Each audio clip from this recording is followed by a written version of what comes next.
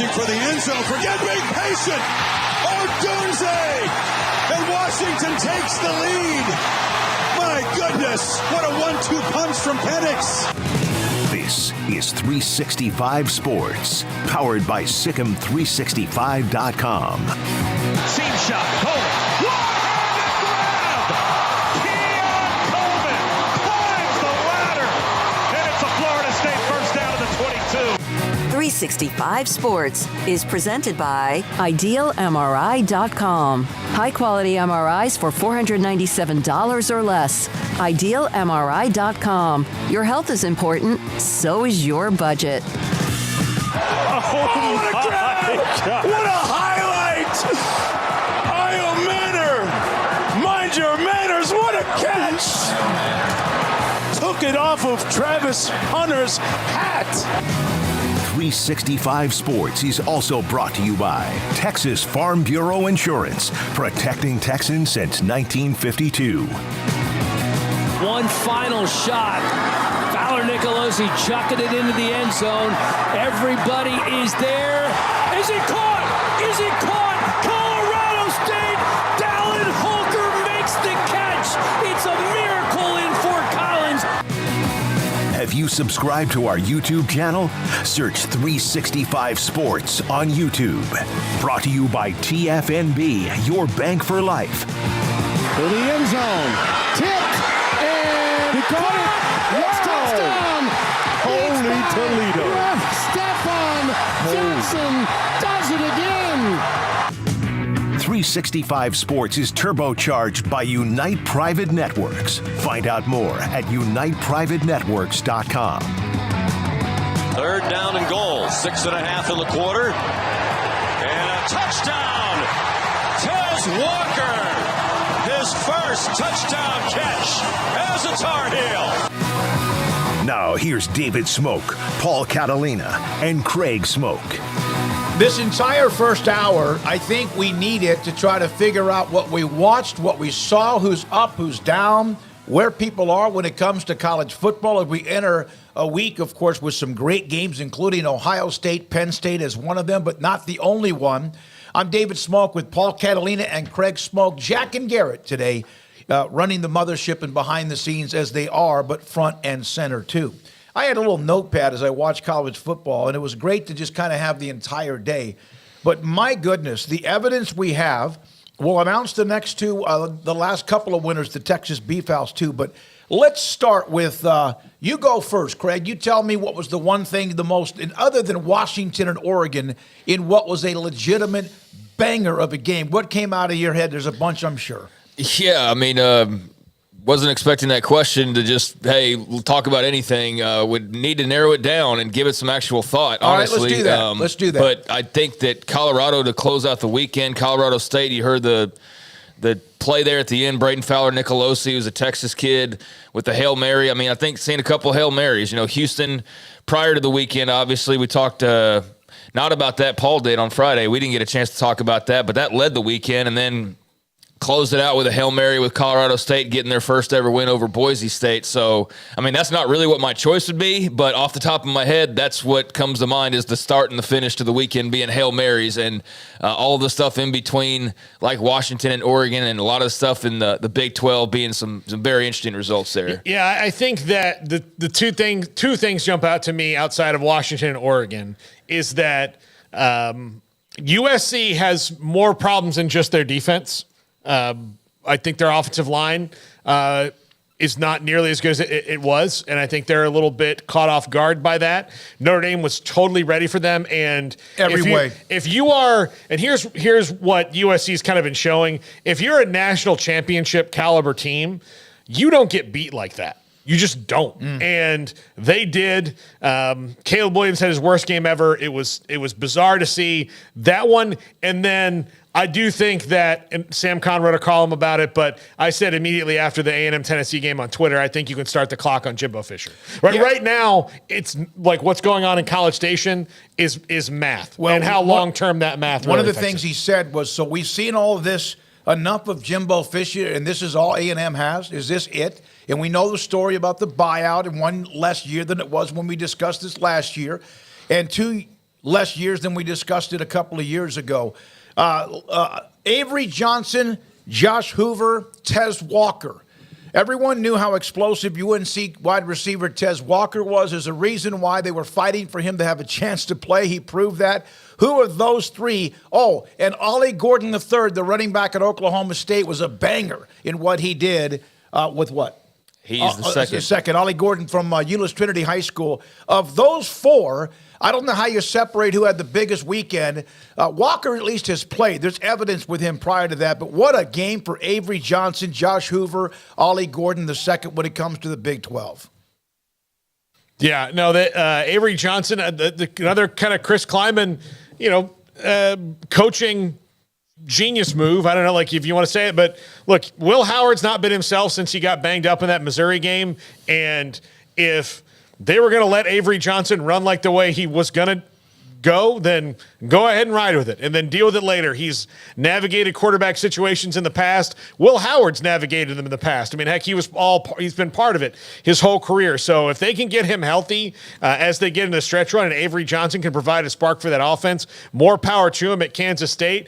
And Oklahoma State's playing really within themselves. I'm curious to see what happens when they leave the twilight zone there in Stillwater, if they can still get that kind of juice on the road. But they got 2 wins in a row that I don't think most people thought they were going to get.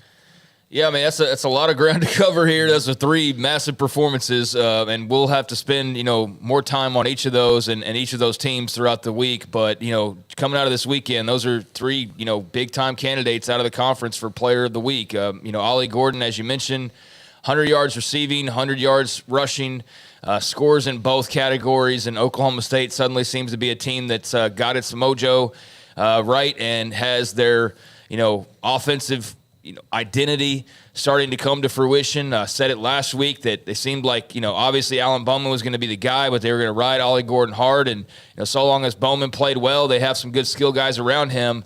And that worked again for them this weekend. That was a big-time win for the Cowboys, for Kansas State. To go into Lubbock and to just beat up Texas Tech in the end. Was a close game for a large portion, but Tech obviously dealing with a lot of injury issues, and I haven't been sold on them. They went and beat Baylor. It's like, so what? Baylor stinks. I think Tech has been, pretty much in the range, like a lot of Big 12 teams, of any given week. They're either slightly below average or they're slightly above average. I think that's where most of the Big 12 hangs. And unfortunately for them, K-State had a secret weapon up their sleeve in Avery Johnson that not many people were expecting to probably see as much of as they did. And he was fantastic.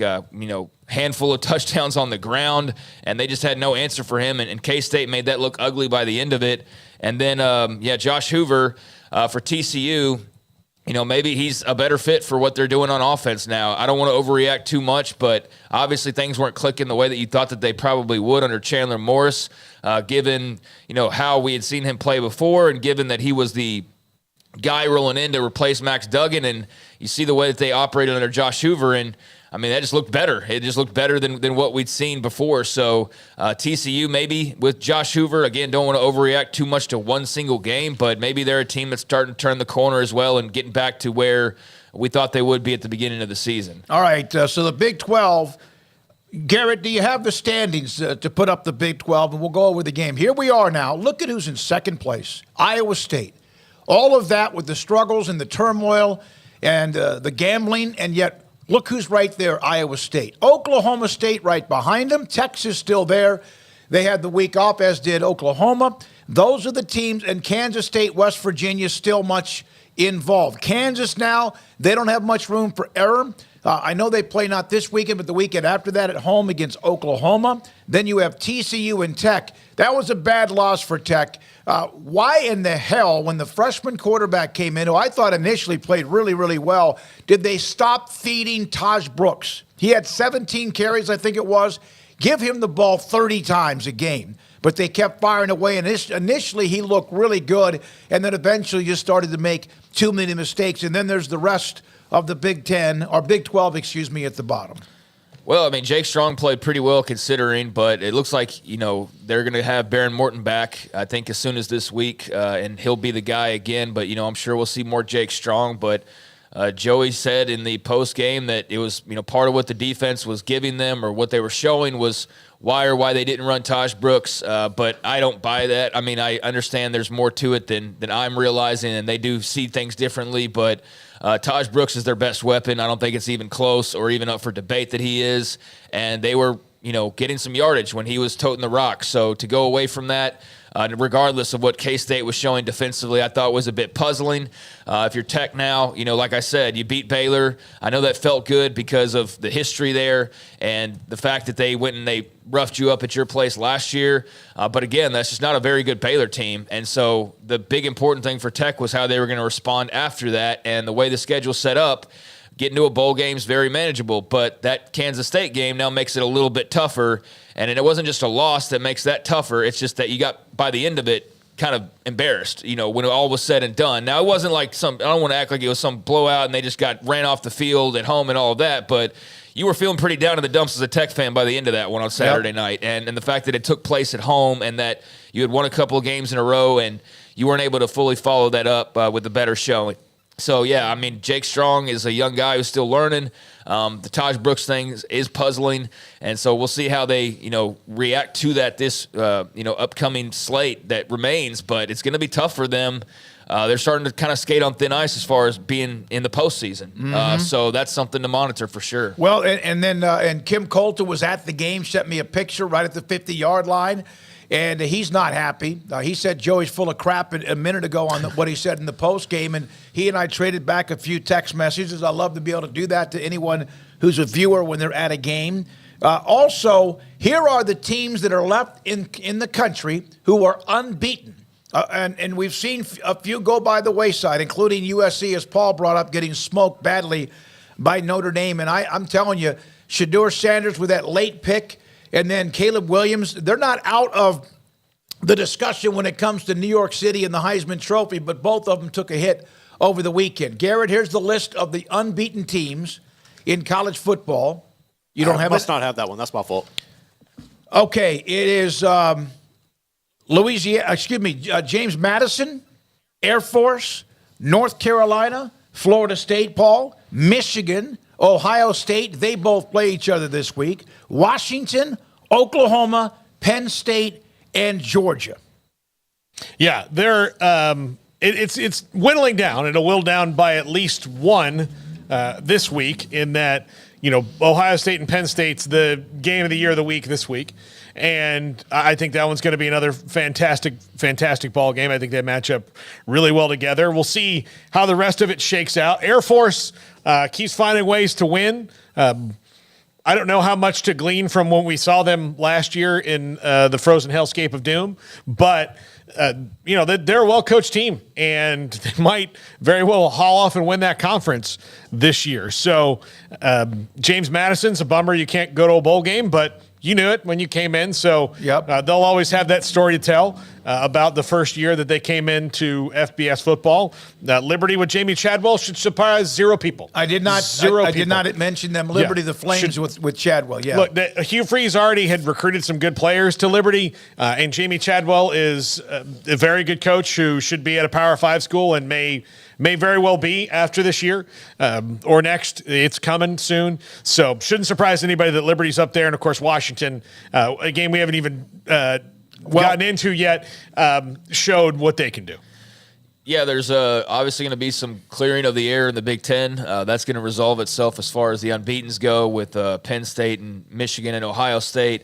Oklahoma, looks well on their way to being a favorite the rest of the way. Georgia obviously looks, like one of the better teams in the country, although not unbeatable, and certainly not unbeatable after the news today, with their best player, maybe one of the top 5 players in college football out for now the year.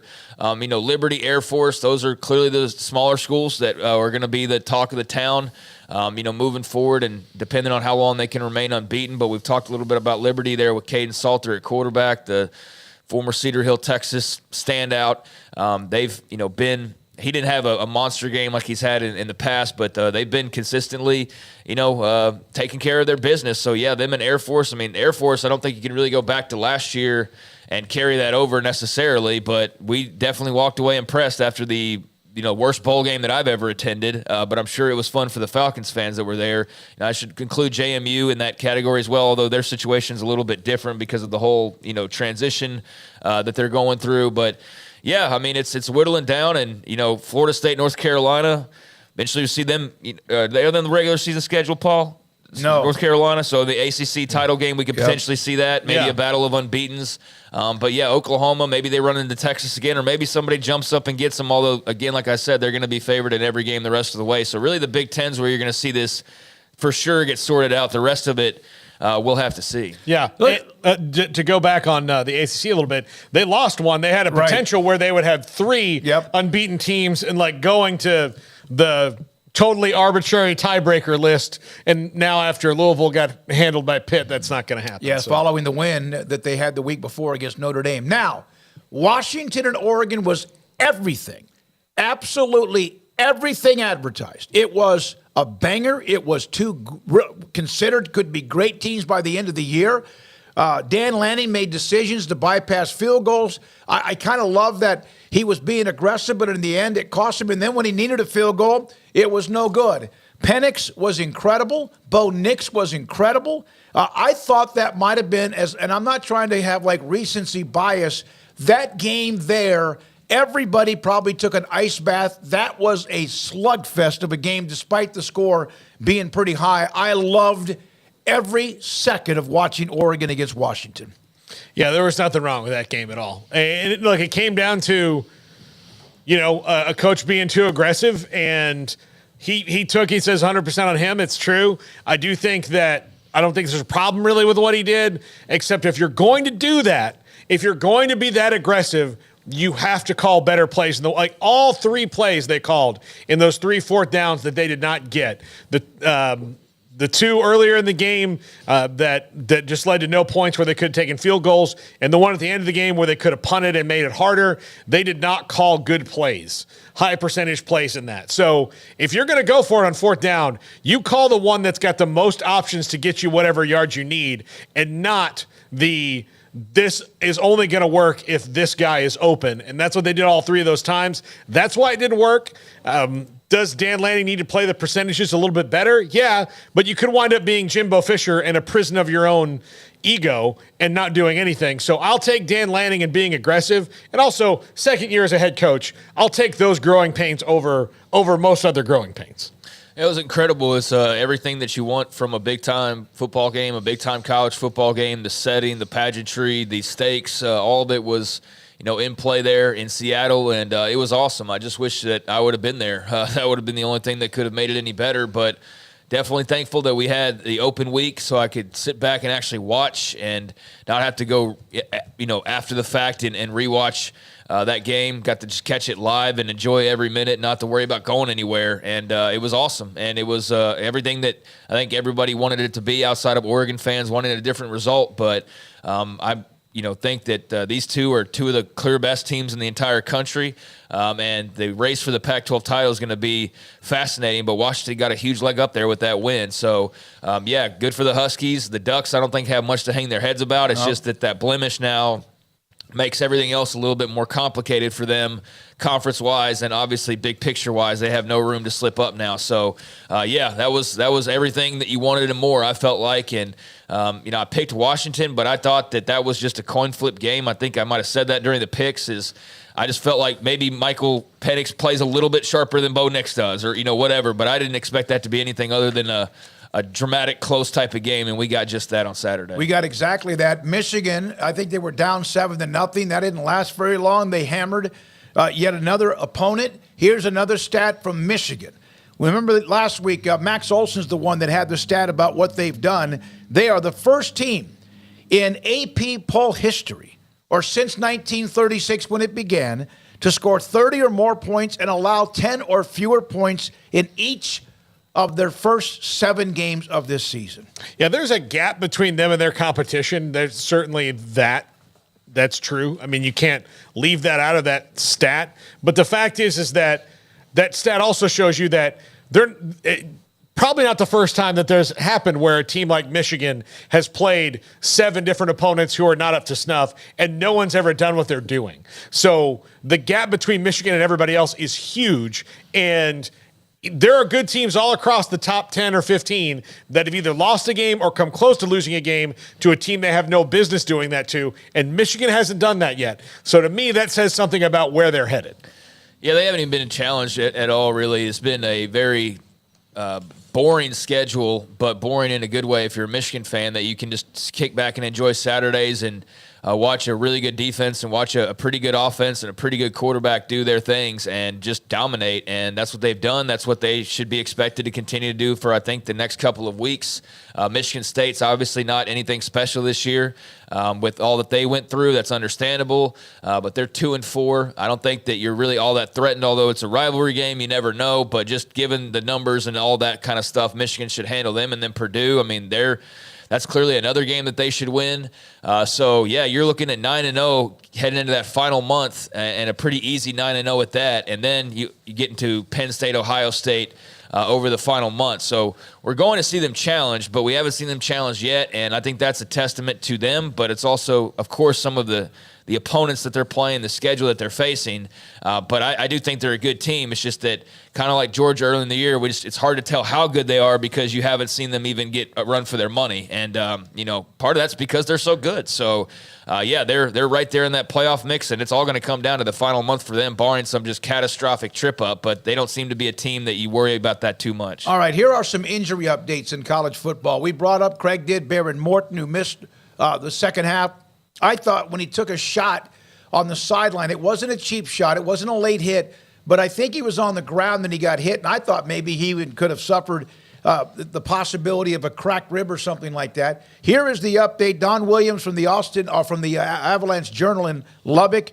All the injuries in that list, Baron Morton, all of them now are game-time decisions. Morton, of course, came out. We mentioned Jake Strong quite a bit in that game. And what he came on, and they just kept firing away, had the long run. I'm not sure after the long run that he didn't just lose all of his cardio. He had nothing left, but he did make some pretty poor decisions. You would think that a freshman quarterback is probably bound to do. Yeah, I mean, he's a freshman that wasn't expecting to play. He's a third stringer, too, at that. Let's not forget they lost Tyler Shuck, and they're already down to QB2, and now it's QB3. So to go and face, of all teams, Kansas State, probably not the best first outing to be thrown into, but at the same time, that's why you have to stay ready, and that's why you're there. So yeah, I mean, he made some mistakes, but they obviously like his future. But with Baron Morton, I guess that's good news that he's going to be back so long as he's closer to 100%, and that shoulder's not going to be a nagging thing for him. But in the post game, Joey brought up the injuries that they're facing, and they need to get to that bye week, but they've got another game first before they get to that at BYU. And I don't know how good BYU's record was good. I think they got a bit of a wake-up call this weekend, and I felt that was coming for them. I just didn't think that despite the record that they were as impressive as the record showed, if that makes sense. And so I'm very curious about this game. It's not a super late game. It's like a 6 o'clock kick in Provo, but that result's going to be really important for whoever wins that game, and whoever's on the losing end of that one, particularly Tech, I think would be in some trouble as far as the postseason goes. But yeah, that's going to be really interesting. Tech, they've got some questions, no doubt about it. And I don't blame, like you said a comment a few minutes ago, I don't blame that you hear the stuff that you hear and you're like, no, I don't buy that anymore. That's not good enough based on their performance we saw on Saturday. So, yeah, they're in a unique spot, and how they handle Baron Morton will be really interesting. Yeah, and I hope that they don't – sometimes trotting out a guy there because you think he's better and toughing out the hurt actually hurts you because they're just not themselves. I think it's hurt Kansas State a little bit with Will Howard. And then you saw this week when they had Avery Johnson ready to go, it worked out for them. So, yeah, I think sometimes the Willis Reed gutted out thing is kind of silly. It kind of goes against the nature of what you're doing, and you're happy to see a guy toughen it out, but if he's a shell of himself, then don't let him do that. So we'll see that, Tech needs, to stay healthy at quarterback for a full season, which they haven't clearly been able to do the last couple of years. And hopefully that means that they can do that with Baron Morton for the rest of this year, but who knows? All right. Then there's the story that was brought up a little bit earlier, and now the story about Brock Bowers, the amazing tight end of the University of Georgia football team, two-time defending champions, had surgery earlier to stabilize an ankle. There were thoughts initially it was a high ankle sprain, but they're having to use, and they did the surgery. And I've seen reports from all of the national writers and those who cover Georgia that this is 4 to 6 weeks and probably out for the rest of the regular season. That, of course, can change. But what does this mean for Georgia? Besides the fact he might be the best tight end in America. Well, I think that just based on what we've seen from Georgia this year, whenever they kind of get in a hole, Brock Bowers is the guy who breaks them out of it. And so my curiosity for them moving forward, depending on how long he's out, and he did have surgery on that high ankle sprain, and I think they probably expect him to be back at some point, but is if they do, in the latter part of their schedule, get in an actual game like they did early on with Auburn, which he bailed them out of, and against South Carolina, which he also had made some plays in. Who do they go to do that? Now, it's Georgia. They're not, walking out saying alms for the poor and please feed me, sir. But Brock Bowers is the kind of special dude that you don't just go, okay, your turn, other guy. It's a little bit different. Yeah, I mean, he was far and away their leading receiver, and they've thrown for a lot of other yards, besides him. I saw a couple of tweets pointing out, well, they've thrown for like 1,700 yards without Brock, and that's still better than majority of the country, and that's all well and good, and that may in fact be true, but I don't think that there's so much number stuff in college football. Like everything's like numbers. And as a non-numbers guy, like sometimes I feel like you can like over-number things sometimes. And I think that's the case of doing that. Like, yeah, they've got other great weapons, but like that dude was their safety valve, their security blanket, whatever you want to call it. And clearly one of the best players in the country. So I don't care how well you've recruited. I'm not saying that they automatically are going to lose a game, but to think that they're not going to, be hurt by this, I think would be foolish. So, yeah, this is going to sting. It stings just for college football that a great player like that's not going to be involved in potentially some of the biggest games down the stretch and potentially at all the rest of the way. So, yeah, that just stinks in general. But, yeah, they've got a lot of talent. It's just that there's that, again, that safety valve that you could always rely on that's no longer going to be there for Carson Beck and company. So how different that looks, I don't know, but it's definitely a blow. It's one that would debilitate other programs. And for Georgia, yeah, you might be talented enough to play around it, but it's still going to sting for the foreseeable future. And one other injury update, a local note, Tanner Mordecai, the quarterback at Wisconsin, went out with a hand injury. He had a pin put in his hand. He's expected to be out for at least the immediate future. Not exactly sure what the timetable or timeline might be. It's unknown, according to Pete Thamel, and then other reports after that as well. And Wisconsin has lost their starting quarterback, Tanner Mordecai, for at least a few weeks. He was playing okay. He wasn't lighting the world on fire up there at Madison, but I hate it for him because we obviously, like Tanner and know Tanner. But, yeah, got his hand dinged up. Iowa's defense, man, I sit here and poo-poo on Iowa and just how egregious their offensive play is. But you can't deny the results. And they're looking at, a 1-loss regular season, maybe a 2-loss regular season, the way things are going right now. And they're going to win 14-7 most weeks, or shoot, if they get to 14. But, yeah, that's a blow for Wisconsin. But I think that, Iowa was what impressed me in watching that game because Tanner definitely struggled like most teams do against that defense. And it's not pretty.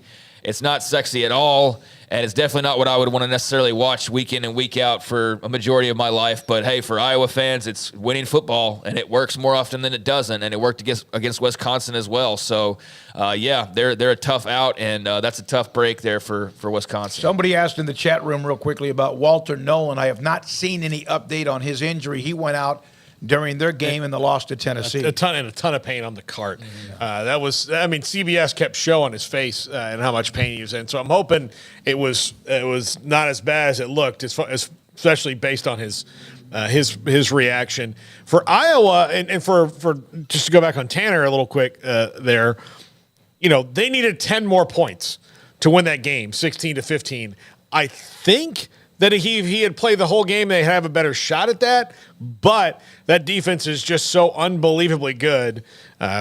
Still ridiculous offensive malpractice. They 37 yards passing and won that game. Wisconsin's, I'm sure their coaching staff is going, I know their defense is good, but it can't possibly be we can't score 16 points good. Well, I mean, that's what people say every week, right? But that's what we make fun of them offensively, Craig. You're right. But my God, they win. They win games. It's not pretty, but they win. Yeah, they're 6-1, and they're going to probably be favored in more of their games moving forward. I don't know if their schedule off the back of my hand, but Minnesota, Northwestern, Rutgers, Illinois, and Nebraska. Yeah, 5-0. I mean, probably 5-0. Minnesota, give me that. Give me Northwestern. Give me Rutgers. Give me Illinois. Give me Nebraska. Give me them to beat all those teams. Maybe they trip up in Lincoln at the end of the year. Maybe somebody gets them before that. But yeah, I mean, they don't do it the sexy high flying way like that. Wisconsin eventually wants to be able to do it. And maybe you're right, Paul. But prior to getting hurt, he was 12 of 20, 106, no scores. Obviously would have had a lot more numbers. But who knows? Who's to say? He was getting a lot of pressure. And eventually that pressure got to him, and just the way his arm was going and the way the hit happened, it was just kind of a freaky deal that he got a break there. But, yeah, I hate that for Tanner. This is his last college football season. Finally, his last college football season, I think, right? There's no, seventh-year parachute for COVID or something. I think this really is his last season, so I hate to see him not being able to play, to the best of his abilities. All right, so former Baylor defensive coordinator Phil Snow, not sure you guys have seen this or not, has been hired by the Chicago Bears as a senior defensive analyst. He was with Baylor. He was at Temple. He's also been around the NFL before with Matt Rule. And then when Matt Rule went to Carolina, he went to Carolina. We've had him on this show. He's a great dude, tremendous storyteller. He will now at least be an analyst for the Chicago Bears. And what a wild day it was yesterday in the NFL, but that's yet another part of the story. Just another slowdown and an obstacle in my way of getting he and Phil Bennett to do a podcast called Get Your Phil, which I honestly think would do very well. If we could get them in the same room and just do episodic things and, maybe just leave the camera on and leave the room and then come back and edit it later and just have them talk about football. But and find that you can't show anything but 30 seconds of an hour conversation. Yeah. Well, you could on YouTube, right? Yeah. But Matt Eberflus needs all the help he can get in Chicago right now. As the Panthers continue to tank, though, the Bears are doing well, so they'll have maybe the first 2 picks in the draft as it stands right now. But, yeah, they need all the help they can get. Good for Coach Snow. I think that we see this a lot of times of guys, going into retirement or what have you, and then these analyst jobs, opportunities pop up. It just feels like we're talking about that a lot more than we used to, whether it be the NFL or college. So, yeah, I don't see how it can hurt Chicago in the slightest to get a guy like him with the mind that he has and the wisdom that he has on that staff and hopefully help improve some things. But, yeah, I guess just he felt that itch still and decided to get back into it, as we so often see, so good for him. Here is the schedule in the Big 12. We've shown you the standings, and now here's what we have this weekend. With the time to the left, the rankings in parentheses, and then who and what network will carry the game. 11 o'clock, you have UCF at Oklahoma. You have Baylor at Cincinnati. Our pregame on Saturday will be right here at 9 o'clock in the morning. Oklahoma State, off of what they've been able to do to get back in this thing at West Virginia. Probably you could look at that almost as an elimination game, perhaps, as far as playing for the Big 12 title. Who knows? Texas plays at Houston in a game that's been much anticipated. Texas Tech at BYU. And TCU plays at Kansas State after both of them getting invigorating wins over the weekend. Yeah, this one is maybe the Oklahoma State at West Virginia is going to be really interesting given how both of their last weeks went. Oklahoma should be able to handle that UCF run defense pretty well, especially at home. Baylor and Cincinnati, I don't even know. We'll see if Houston can gather some momentum. BYU and Tech both need a win, and TCU and Kansas State's the best one. Oklahoma should roll UCF based on what we've seen so far, but UCF coming off of an open week, maybe they got a little something up their sleeve. Maybe they've regrouped a little bit. Maybe Oklahoma's a little cocky, but I think just based on what we've seen on paper with Dylan Gabriel and what they can do, that's going to be a really tough go for Gus Malzahn and company. Baylor Cincinnati's just a yuck bowl. I was sitting here earlier, I was searching because I just, I like Dave Aranda. I know that's always a caveat, but even just listening to the press conference now, it's just what are we doing here, right? Let's get to the game and see how they look, because the talking's been what it is, but the results have been something else entirely. If they go up there and lay an egg against Cincinnati, like, you're losing the fan base. I'm sorry. But, like, I don't think there's any way you recover from that. I mean, do y'all disagree? No. Coming off an open week with all that's happened, if you go up to Cincinnati, who's 0-3 in the Big 12, who's just not very good, let's be honest about it, and neither is Baylor. But if you go up there and you lay an egg, then, I mean, I just don't know how you can possibly talk people back into the stadium after that. So that's a highly important game for them. For Cincinnati, obviously, to win their first Big 12 game would be huge. And here's a golden opportunity against one of the worst teams in the league in Baylor. So that'll be interesting from that standpoint. Oklahoma State, West Virginia, that's really intriguing. I mean, we haven't really touched on, I guess Paul probably talked about it on Friday, but West Virginia, what a heartbreaking loss. What a gut punch. And, you had the ideal scenario, full motion, just one play away, and here comes Houston with the Hail Mary to crush your dreams. So with Oklahoma State playing the way that they are and West Virginia coming off that loss, I do think that's kind of an elimination-style game. Texas should probably roll Houston. But let's see if the Cougs can put up a fight in a unique one-time only situation hosting the Longhorns. Tech BYU we talked about earlier, that's all. I don't know if it's an elimination game, but it kind of de facto, it'll separate those two teams in the big picture as well. And I think that'll be a bowl game importance type of game for whoever wins that one.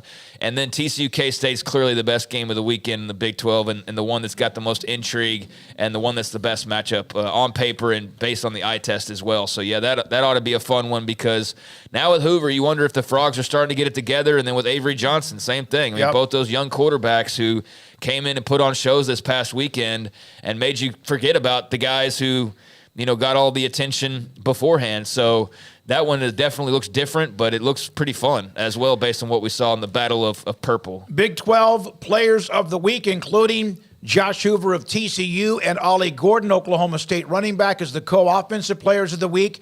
Avery Johnson of Kansas State, the newcomer of the week with that 5-touchdown performance. Kobe Savage, we had on the show during Big 12 Media Days. K-State almost had 3 picks. He's the defensive player of the week. And Iowa State's Chase Contreras, special teams player of the week. I was wondering how they were going to separate all 3 of those names.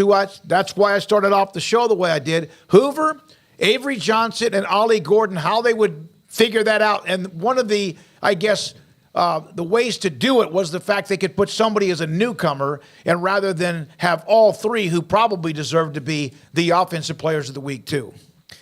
Yeah, I mean, the newcomer does definitely help as far as Avery Johnson goes. You could have done that, like you said, with Josh Hoover as well. He was good. I just think that, quarterbacks get a lot of the love. Hoover had a couple of picks. I mean, he was still very impressive, don't get me wrong. But I just think when you have a running back get over 100 yards receiving and rushing and scoring both, I think that that's just something that we don't see all that often. And so I'm more impressed by that than I am by the quarterback throwing for 4 touchdowns or 300-plus yards or whatever. That's just me, though. Because I think what Ollie Gordon did was a bit more unique. But for those 2 young guys, I mean, they definitely deserve the accolades as well. So I don't think you could have gone wrong, and I think they probably handled it about as well as you could. As much as I hate players of the week, I think in this situation that was deserving for all 3 if you wanted to do it that way. But the newcomer does help that. But yeah, if I had to pick one, Hoover was super impressive. Johnson was super impressive. I also think they benefited from a little bit of the surprise factor as well, that we haven't seen much of those guys, if any. So with Ollie Gordon, that's something that's been ramping up now for the past few weeks, and that's become commonplace for him to be on some of these lists. And, if you haven't watched him, he's the bell cow, and he's a big part of the reason why Oklahoma State seems to have figured some things out. One of the things, and we're going to take a break here and come back with the bangers in the top 25 and also look at that too. But one note I'll always remember about Ollie Gordon when he was at Trinity High School, U.S. Trinity, in a playoff game, I think it was against Allen. I think South Lake Carroll eventually took Trinity out, but Ollie Gordon had a game with 40-plus carries in a playoff game for around 300 yards in a shootout game against Allen, where Kyler Murray once was, not when he was there at that time. But he is a guy that can handle the load, and the more, the better for him. And it was also a top 25 win. I mean, Kansas has dropped out of it now, but at the time, they beat number 23 as opposed to beating Tech or beating BYU. So that's also why I give him a little bit of a nudge. But Absolutely. again, that's a good weekend for the Big 12 as far as having some new faces and some fresh names that are at the top of the marquee, and they certainly got that this weekend. We discussed Washington and Oregon. Is there a game like that coming up this weekend? There appears as if there probably will be, and we will get into that and more. Paul Catalina, Craig Smoak, I'm David Smoak, and this is 365 Sports.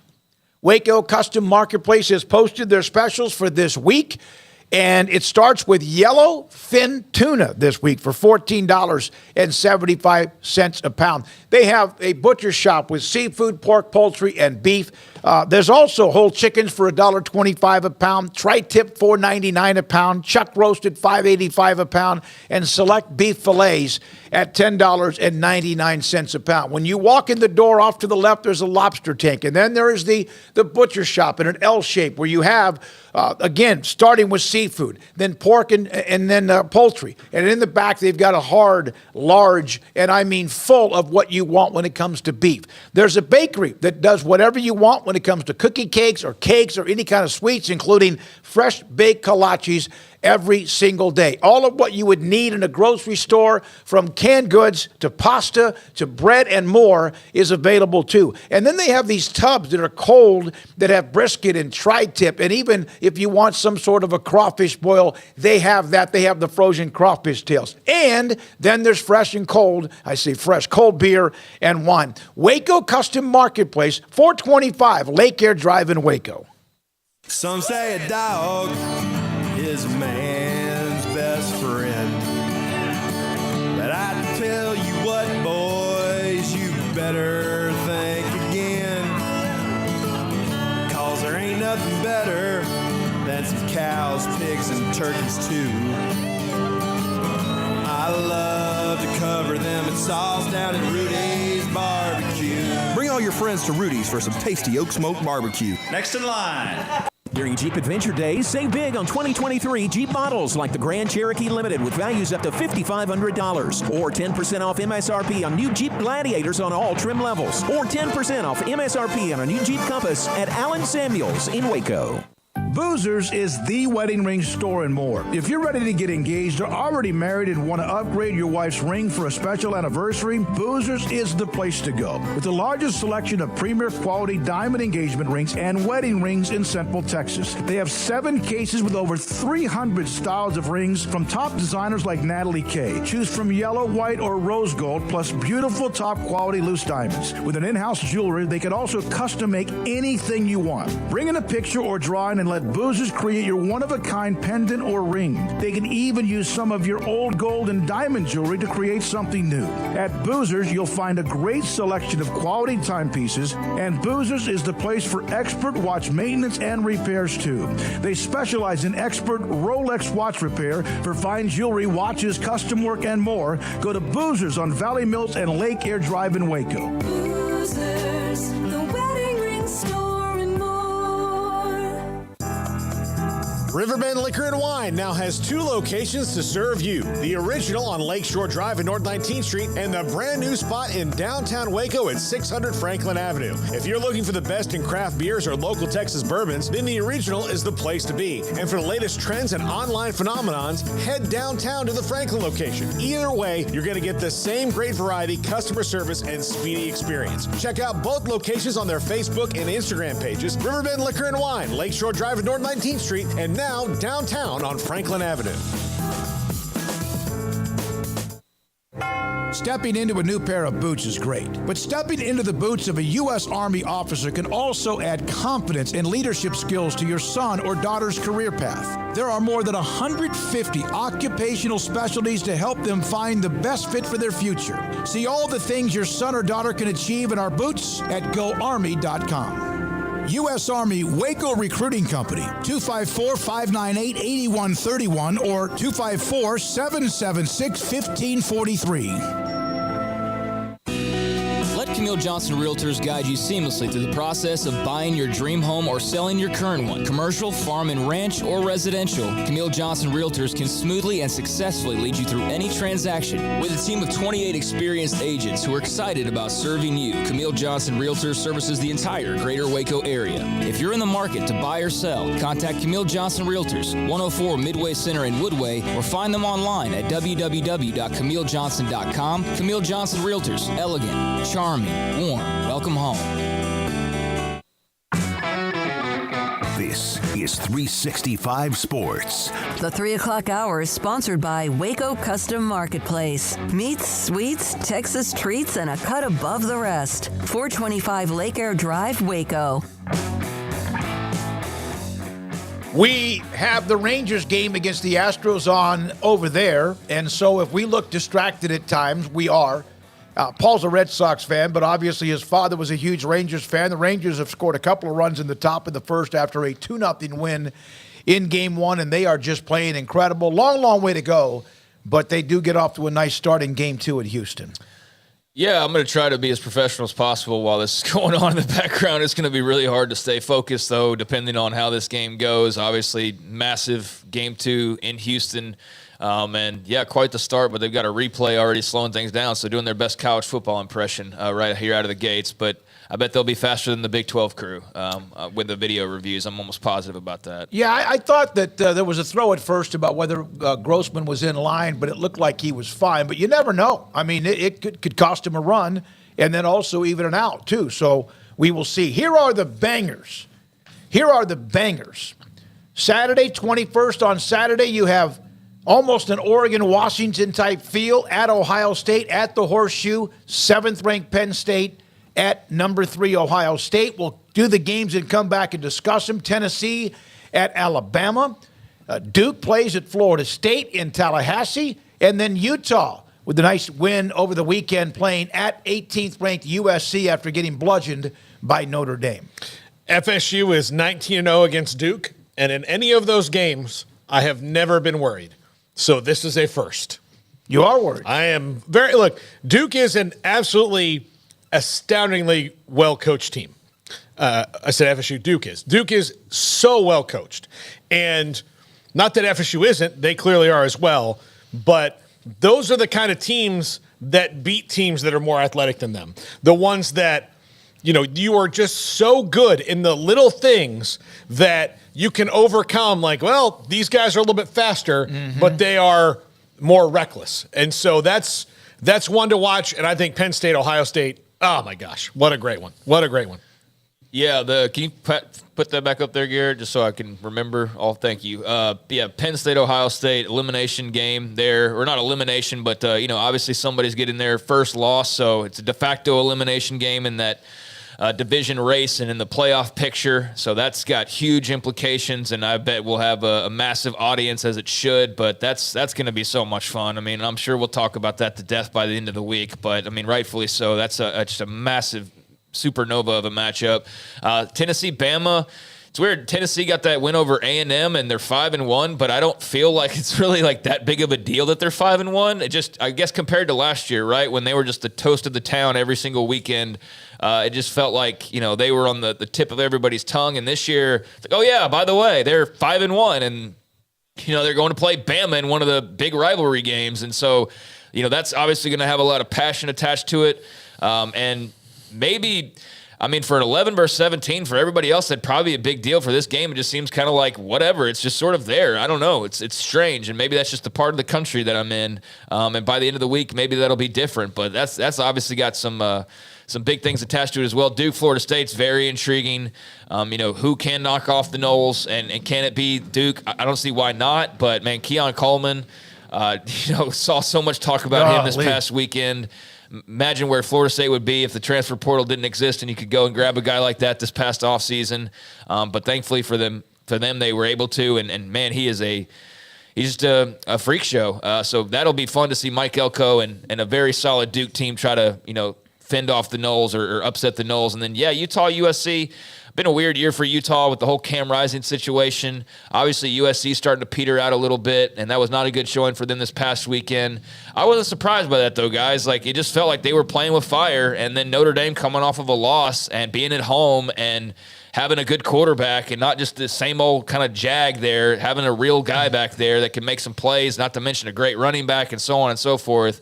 That wasn't necessarily surprising, but USC's got to be careful now because it's a little bit of a tricky situation with this Pac-12 schedule being what it is and the expectations being what they are. So, that's not a lot of games, but those are 4 really interesting and fun games to look forward to. You know, if I was Michigan State going back, that's where Keon Coleman was. Mm-hmm. Like, the one thing I would fire Mel Tucker for was the bad thing, the first thing, the reason he did get fired. Yeah. But the second thing I would have fired him for is, you had this dude, and now the world knows about him? Come on. Yeah. Like, that's where the coaching crimes comes into it is, you've got Keon Coleman, and the world finds out about him when he's at another place? Yeah. No.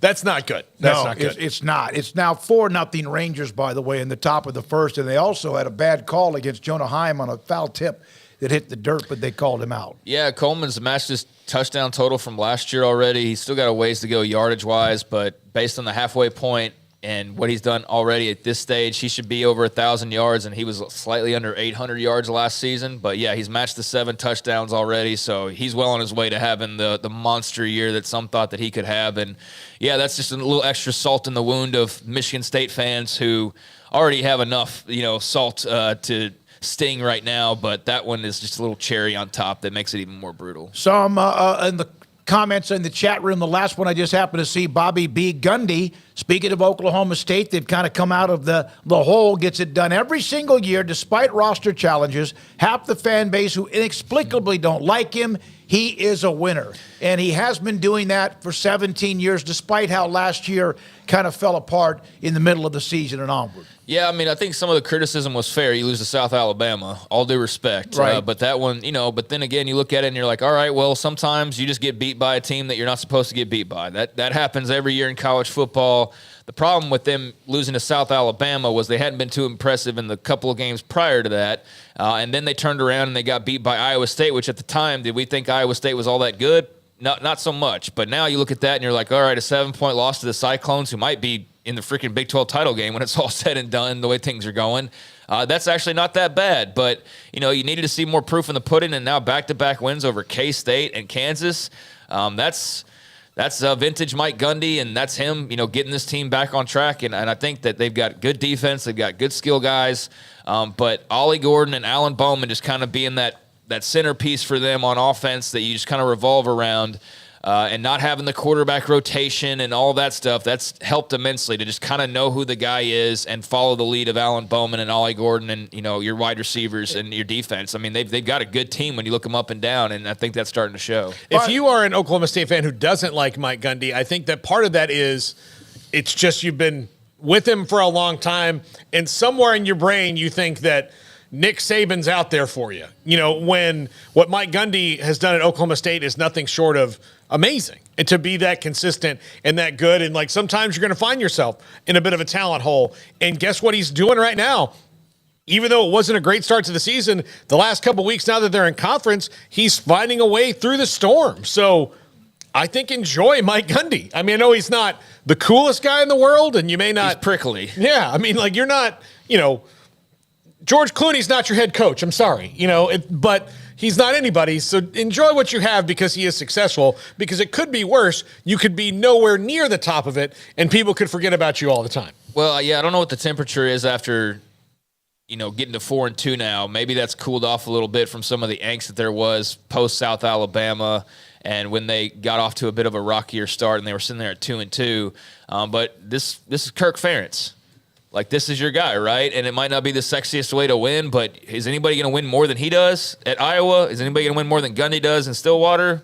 A great point. Nobody has. Yeah. It might not be the most satisfying, drink of coffee or, whatever, the tastiest item on the menu, the most fun movie to watch, but it gets the job done. And right now they've set themselves up where, you know what, they can make a lot more noise down the stretch if they keep playing the way that they've been playing. And it's been fun to see them turn this thing around. Sergeant Pickles, congratulations, University of Washington Huskies fan. Yeah, congratulations on that win.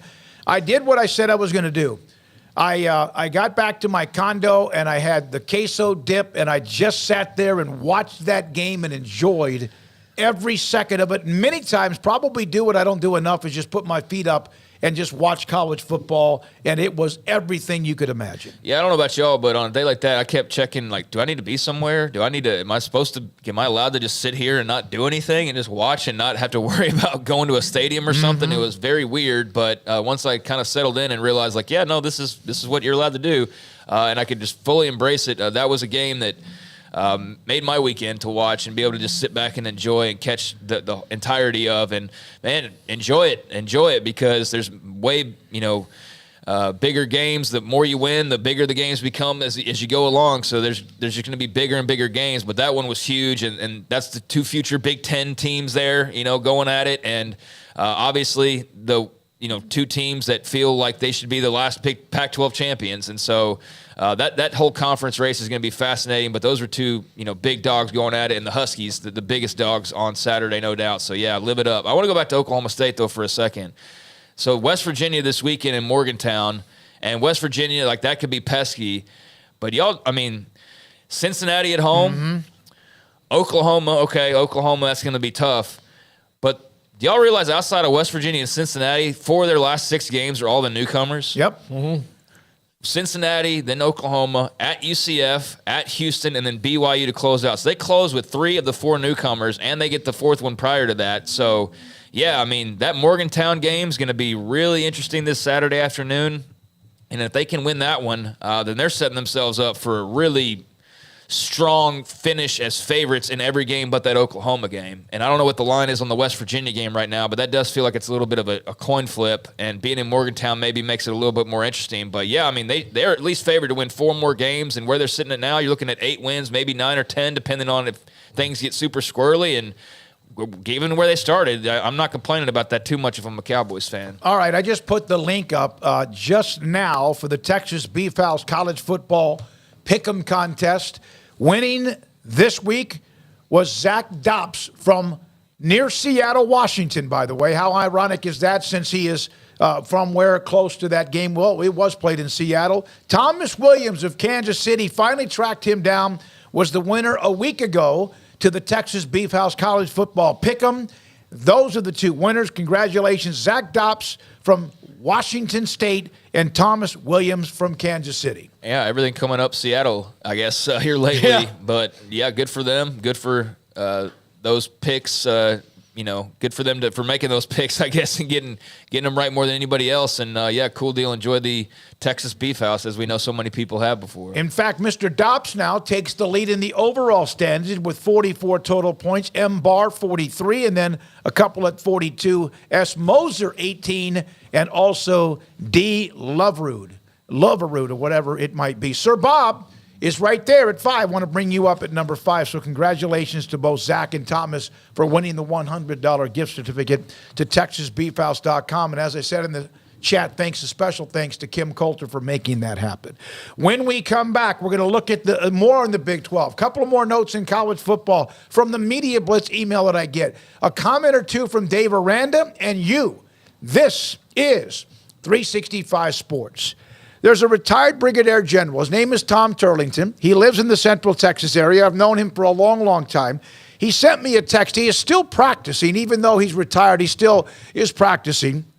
And he sat there and sent me a text earlier this afternoon trying to get in touch with somebody at Ideal MRI. I gave him the link. I gave him Dr. Rob Maxey's number to contact. He had a patient that he wanted to get an MRI, and he wanted to use who we have as a sponsor at idealmri.com. State-of-the-art technology MRI machine, and also $497 or less every single time, never more and sometimes less. They will help you with the entire process. They will contact you based on your doctor sending in a request for an MRI.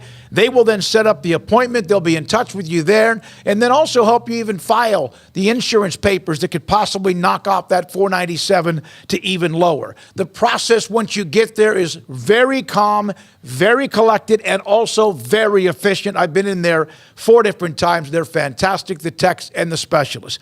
Ideal MRI in the Central Texas Marketplace, just off I-35 in Waco.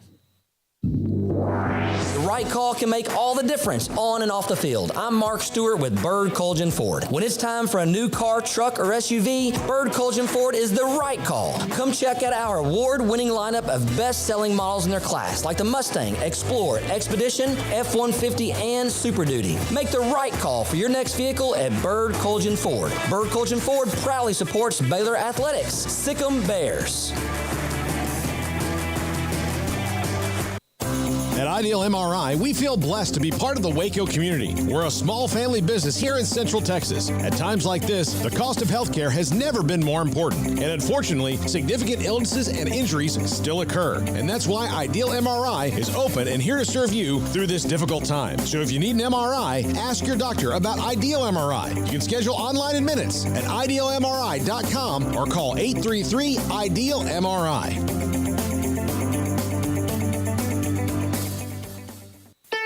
Don's Humidor, your home with a 48-foot walk-in humidor with the elite cigar brands from around the world, including the #1 cigar of the year, Aging Room Cuatro Nicaragua. Plus, they have the great brands like Macanudo and Artur Fuente, Rocky Patel, Aston, and so much more. CBD, great for sore muscles, aches and pains, sleep, Vita Dreams, and anxiety, mild depression, general health and wellness. Their staff very knowledgeable on the subject. If anyone is curious about CBD, ask Carol and Ashley. Don's Humidor in the Townwest Shopping Center off Valley Mills in Waco.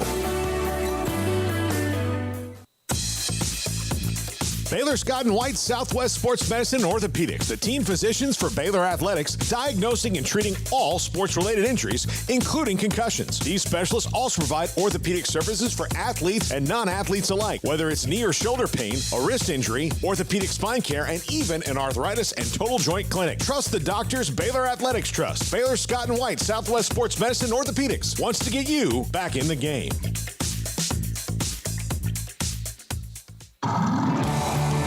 Waco Custom Marketplace is your hometown grocery store with a full-service butcher shop and bakery. Hi, this is David Smoak.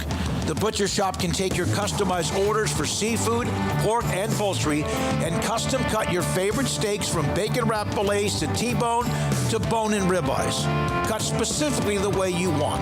They have Norwegian salmon fillets, catfish fillets, sliced ham or turkey and lunch meat, variety of cheese available, and several options of sausage links, fresh chicken breast or whole chickens, sliced bacon, pork chops, ground beef, marinated beef, and chicken fajitas, and always large briskets available, plus fresh vegetables. So the great product, customer service, and family tradition of the Bauer family continues at Waco Custom Marketplace, open Monday through Saturday.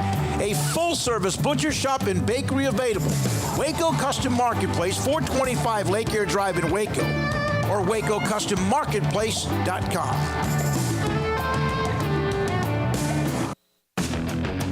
This is 365 Sports. Text us at 254-339-1122. The text line is sponsored by Riverbend Liquor and Wine, with the most extensive variety of craft beer in Waco. A hidden gem on Lakeshore Drive and 19th Street. All right, the chat room going crazy. It's been another weekend where you could discuss and have fun and maybe talk some trash or be disappointed or just be kind of happy with a win. And we'll get to some of your thoughts on that, too. Also, on Avery Johnson. And every time I say that name, I think about the former guard, Mavericks head coach, Spurs guard for a while. But this is from Seth Hastings. Just wanted to throw this in here. Avery Johnson, KSU quarterback, handful of touchdowns, was actually 5, highest this year so far for one player. He is only a freshman. We did bring him up, Seth. You may have missed the opening segment and also mentioned that he's the newcomer of the year, and he was fantastic and very lightning fast. You need to put maybe some meat on his bones, but he's a freshman, and sometimes that's not easy to do the first year, but they will at some point. Not much. You don't want to slow him down, but like get him filled out, get some protein shakes in that guy. Let him learn how to throw the ball a little bit so you have some diversity in your offense. But overall, I think the future's very bright for Avery Johnson. Yeah, I think he's obviously a supremely talented guy. How defenses adjust to him, but will be the real tell over time. But right now, they obviously had Tech guessing and not knowing how to defend him. And the 5 touchdowns, I was looking at that yesterday. It's just silly. It really is. Even for teams that get down near the goal line and run their quarterbacks a lot, but that's not the case. It wasn't like they were stat padding or anything like that, right? It was just him making plays, and so it's not very often you see 5 touchdowns. It's not in the passing category, so that was pretty cool and unique to see that. And there were a lot of rumblings about Will Howard, especially after the Oklahoma State game and the way that he had played, and just how all that was going to work out. And there were definitely a lot of calls for the young kid to come in there and give him a spark, and he did just that. And how they handle that moving forward is going to be fascinating. I don't know if Kleiman's talked already or if he talks Tuesdays. I can't remember. I'll watch whenever he does, and be interested to hear what he has to say about how they're going to handle that moving forward. But yeah, they knew they had a good young star. They just didn't know they were going to need him yet. And now I'm fascinated to see how much they do try to get out of him the rest of this year. We have the group chat. There's a lot of different text, I guess you could say. Like we have one that's for the show. We have one that's for the entire group of people. But we have one, Paul and Craig, I sent one about Will Howard. Garrett, you're in it as well. But is that there was a run that he had, and I don't remember if it was a second quarter, whatever quarter it was, but it was like a 3rd and 10.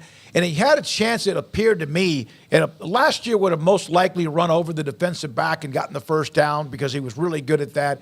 And he just kind of I'm not saying that he backed away from the contact, but he does not have that oomph. Plus, he's probably a little bit worried about the injuries he's dealt with too. But and then in Johnson, you're just hard to get him, and he was always just poof, finding ways to get free. Scotty B, thanks for the note on Texas Beef House. He won it a couple of weeks ago. The summer sausage from Texas Beef House is the bomb. We appreciate you telling us that. Yeah, glad you enjoyed it, Scotty B. And I think too, you're right about the weight and stuff, but I don't think he's built like the scrawny, Haynes King or something coming out of high school. I think but he definitely has some room to grow. But I think he's better built for a true freshman than a lot of guys you might see as true freshmen. And yeah, he's quick and he's a handful, as Joey McGuire and that Tech defense learned all too well this past Saturday. So yeah, that was a big coming onto the scene moment for him, as well as Josh Hoover in Fort Worth. And Ollie Gordon has been doing that now for a few weeks, but I think now more people have definitely taken notice with what's going on in Stillwater. Kansas State, Kim was at the game. Kansas State did what Kansas State does, nothing different.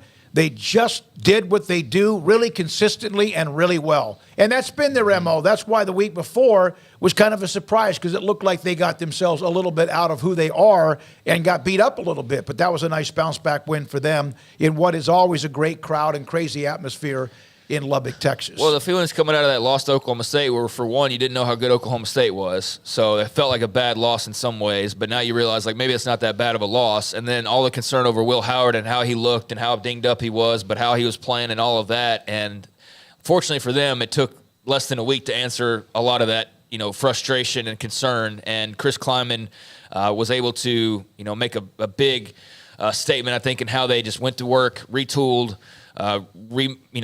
did some things or changed some things, and they're well back on their way and back on course the way they were prior to that loss to Oklahoma State. So, yeah, outside of that one, which, again, appears to it was to a pretty good team, and then the Missouri walk-off, that's K-State's 2 losses right there. So they're definitely in a good position moving forward, as is Oklahoma State. And I think for Texas Tech, the disappointing part was – all the injuries, sure, but just a big missed opportunity at home.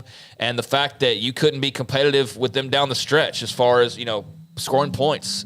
They were able to just, outlast you and outscore you there in the second half. And you really didn't have much to muster up except for early on in the third quarter. And that was the last you were able to put points on the board. And you just can't do that, especially against a young guy who's running for 5 touchdowns against you.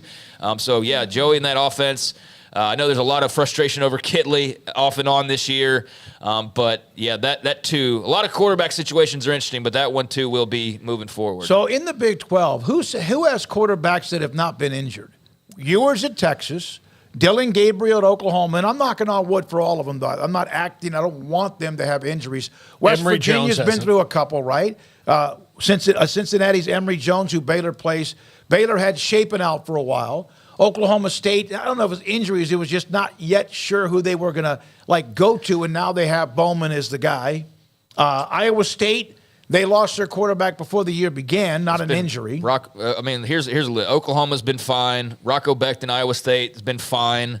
Oklahoma State, they were doing the quarterback rotation, but, I wouldn't count that. Texas, Ewers has been fine. So K-State's had issues. West Virginia's had issues. Kansas has had issues. TCU's had issues. Texas Tech's had issues. BYU's been fine with Slovis. Houston with Donovan Smith has been fine. Baylor's had issues. UCF's had issues. Cincinnati's been fine. So seven. Over half the league. All right, so Baylor with the off week, they play in Cincinnati, and Cincinnati, of course, has not won a Big 12 game. Baylor play there, and coming off the off week, just to be sure, was there any, or has there been any discussion, or was there any conversation about the protocol of any of the staff under Dave Aranda? Did you make any type of protocol or staff changes at all during the off week? No. I think throughout the week there was a lot of self study, and so we had our defense break down and look at the offense, and vice versa. And so there's, they had the majority of the week to do that. That was all kind of delivered and deciphered on Thursday, and I thought there's a lot of learnings in that. And we're really leaning into that and applying a lot of those truths, however ugly, bad, or good, to help us get better. And so I think we're going to lead with what the facts are and try to get better there. Also, Craig does a column every Monday or whenever it comes out, the good, the bad, and the ugly. He almost referred to it that way when talking about the staff looking within itself. Yeah, he did, and I feel like there is just a lot of apathy right now, guys. Typically, especially coming off of an open week, you'd probably have had a bit more activity on the coach's press conference, but I know I was just kind of tuned out, honestly. And based on searching social media, maybe some of the other platforms have it differently, but based on Twitter, I think just kind of had the usual suspects tweeting out quotes here and there, but nothing, all that interesting, to be frank. And I think everything just depends on how they play from here on out, because we've heard the words. We've heard the talk, all due respect to Dave Aranda, but it's when you've seen it and you've heard it for 6 weeks, and every Saturday you go back out there and you see the same product and it hasn't really changed that much. The words just don't matter anymore, and I think that's where we are with Dave Aranda. I think that's where we are, is the words don't mean anything unless you show people. And so it can all sound good, but until you show them, and you have an opportunity to do that this week in Cincinnati, there's not going to be many, willing to listen or believe or jump on board with you. And that's just unfortunately where they've found themselves because of the way that they've played now going on really a year at this point. Yep. And so, yeah, it's a different team, but it's the same results, if not even more frustrating in some ways. And the only cure to me is winning. That's the only thing that's going to make his press conferences more interesting, or have people buy into what he's saying or believe in what he's saying, and run with it. I think it all comes down to winning, and that's something that's been hard for them to do. And if they don't do that this Saturday, then it's only going to get that much worse, losing to an 0-3 team and giving them their first Big 12 win and all that. So, this is a big one for the Bearcats, but it's also a big one for Aranda and the Bears for sure. All right, then there's the other question. We had Mack Rhodes on last week about his involvement and conversations with Dave Aranda, so I thought it was obvious to ask the question about those conversations that Aranda's had with Mack Rhodes. Dave, Mack Rhodes mentioned that he talks with you a lot, which is, I guess, normal for an AD and a football, or any coach. Yeah. But he also mentioned kind of just being the eyes and the ears of what he sees. How much do you talk football with him? A fair amount, yeah. And so I appreciate the question. And, it's whenever I talk with Mac, I think there is an unfiltered truth, and there is a sincerity and compassion with everything, and so I take it very serious, and we try to apply whatever comes out of those conversations. And so I think sometimes when you're so locked into what you're doing, and it's good to be able to have the view, to have another view, another perspective, and so I count on Mac for that. That's Dave Aranda from earlier today. They play Cincinnati coming up on Saturday. Yeah, I think a lot of people, and Craig, you addressed this really well in your column, took that as Mac Rhodes is Jerry Jonesing this thing up, and even to even Jerry Jones credit, that's not really what he does.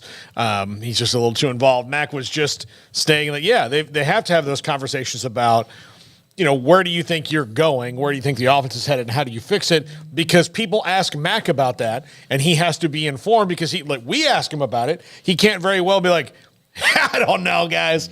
That's his deal. I'll talk to him in December. We'll figure it out. That's not how that job works. So, yeah, I think that, that puts a little further clarity on that situation. Yeah, I think the boss keeps tabs on his employees, right? And I think that Mac in those conversations is just keeping tabs on where things are. And I think also, you bring up the offense in particular. I mean, I think Mac just probably, like all of us, wants to know, are we going to be watching the same thing every single week the rest of the way, these next 6 games that we've been watching already? Or are y'all in the bye week and are y'all opening some things up and are y'all tweaking some things? Just tell me that you are, because God forbid that you're not. And we have to watch the same thing for 6 more games. And so that's how I took it. It was more just like, all right, wanting to know, all right, what kind of adjustments are y'all making? What areas are you focusing on? Do you think this is an issue? Is that an issue? Tell me what the issues are. And just kind of getting a summary of where things stand and where things look to be going. Not, this is what you need to run, this is what you need to highlight, here's who to throw to, here's what offensive set to get into. But everybody knew that. You know what I mean? Everybody knew that who was reading those comments or listening to those comments. And the ones who took it to the extreme of he's Jerry Jonesing and he's suddenly making the calls at the line of scrimmage or something, that they just were looking for a reason to pick it at Mac and the situation itself. So that's part of the deal when you're losing, man. You open yourself up to that type of criticism. But, yeah, I think that they just have, constructive criticism and constructive conversations, and hopefully it turns out for the better for both of them starting this week. There's actually a thread in Sikkim 365 Premium section that says Jerry Jones - Mac Rhodes. Everybody's mad at everything. They want to blame everybody. He right now is one of those that's getting a lot of the blame. He understands where some of the things are. And it's not as if he's dictating game plan or in the film room trying to break down the offensive line scheme.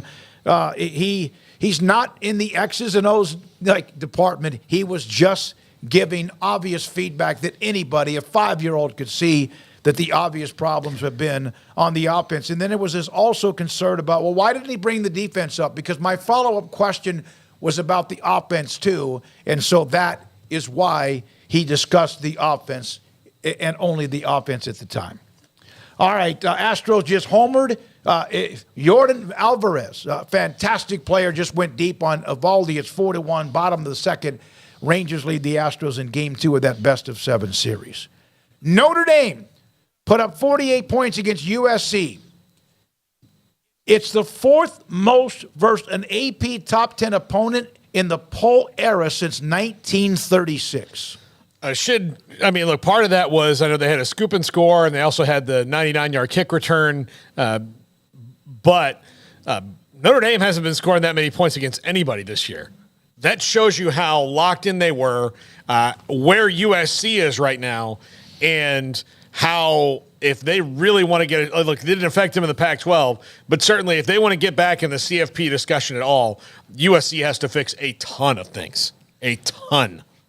Yeah, like you said, I mean, they've had some problems over there on defense, and I think that started to be a situation where, especially at the end of the week, I saw some pushback on, it's not really, it's the defense, blah, blah, blah. It's not, or I guess maybe it was being made to be too much of an issue versus what it really is. But watching the Notre Dame game, it didn't make me feel any better that that's going in the right direction, or make me think any differently that it's not going in the right direction. Notre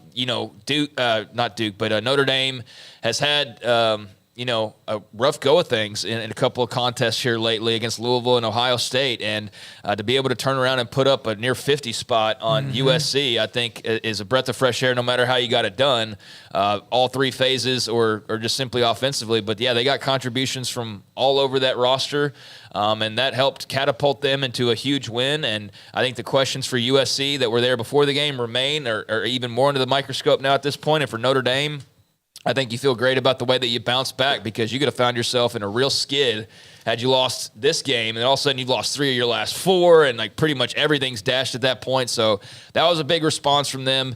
And USC, just a really interesting little situation to watch. The way that this is going and the way that it may keep going, if that just sort of stays the way that it has been, especially defensively. And, then when your offense is not even being able to play all that well because of what Notre Dame was doing in particular, that was not a good look for them on Saturday night by any stretch. So, I'm just wondering, like, with Lincoln Riley's I don't know, man. It just when this first happened, I figured I'm trying to think of what I'm trying to say here. When he first got there, I thought maybe that's a dream job for him, that he's going to be there for 10 years. But the more just the same old stays the same old, it is already one of those situations you're like, man, is he going to be out of there in like a year from now if things don't get any better? I don't know. It's just weird. Okay, Caleb Williams is not going to survive the season if that continues with what we saw against Notre Dame on Saturday. No, and let me throw this out there to you. I'm just opining.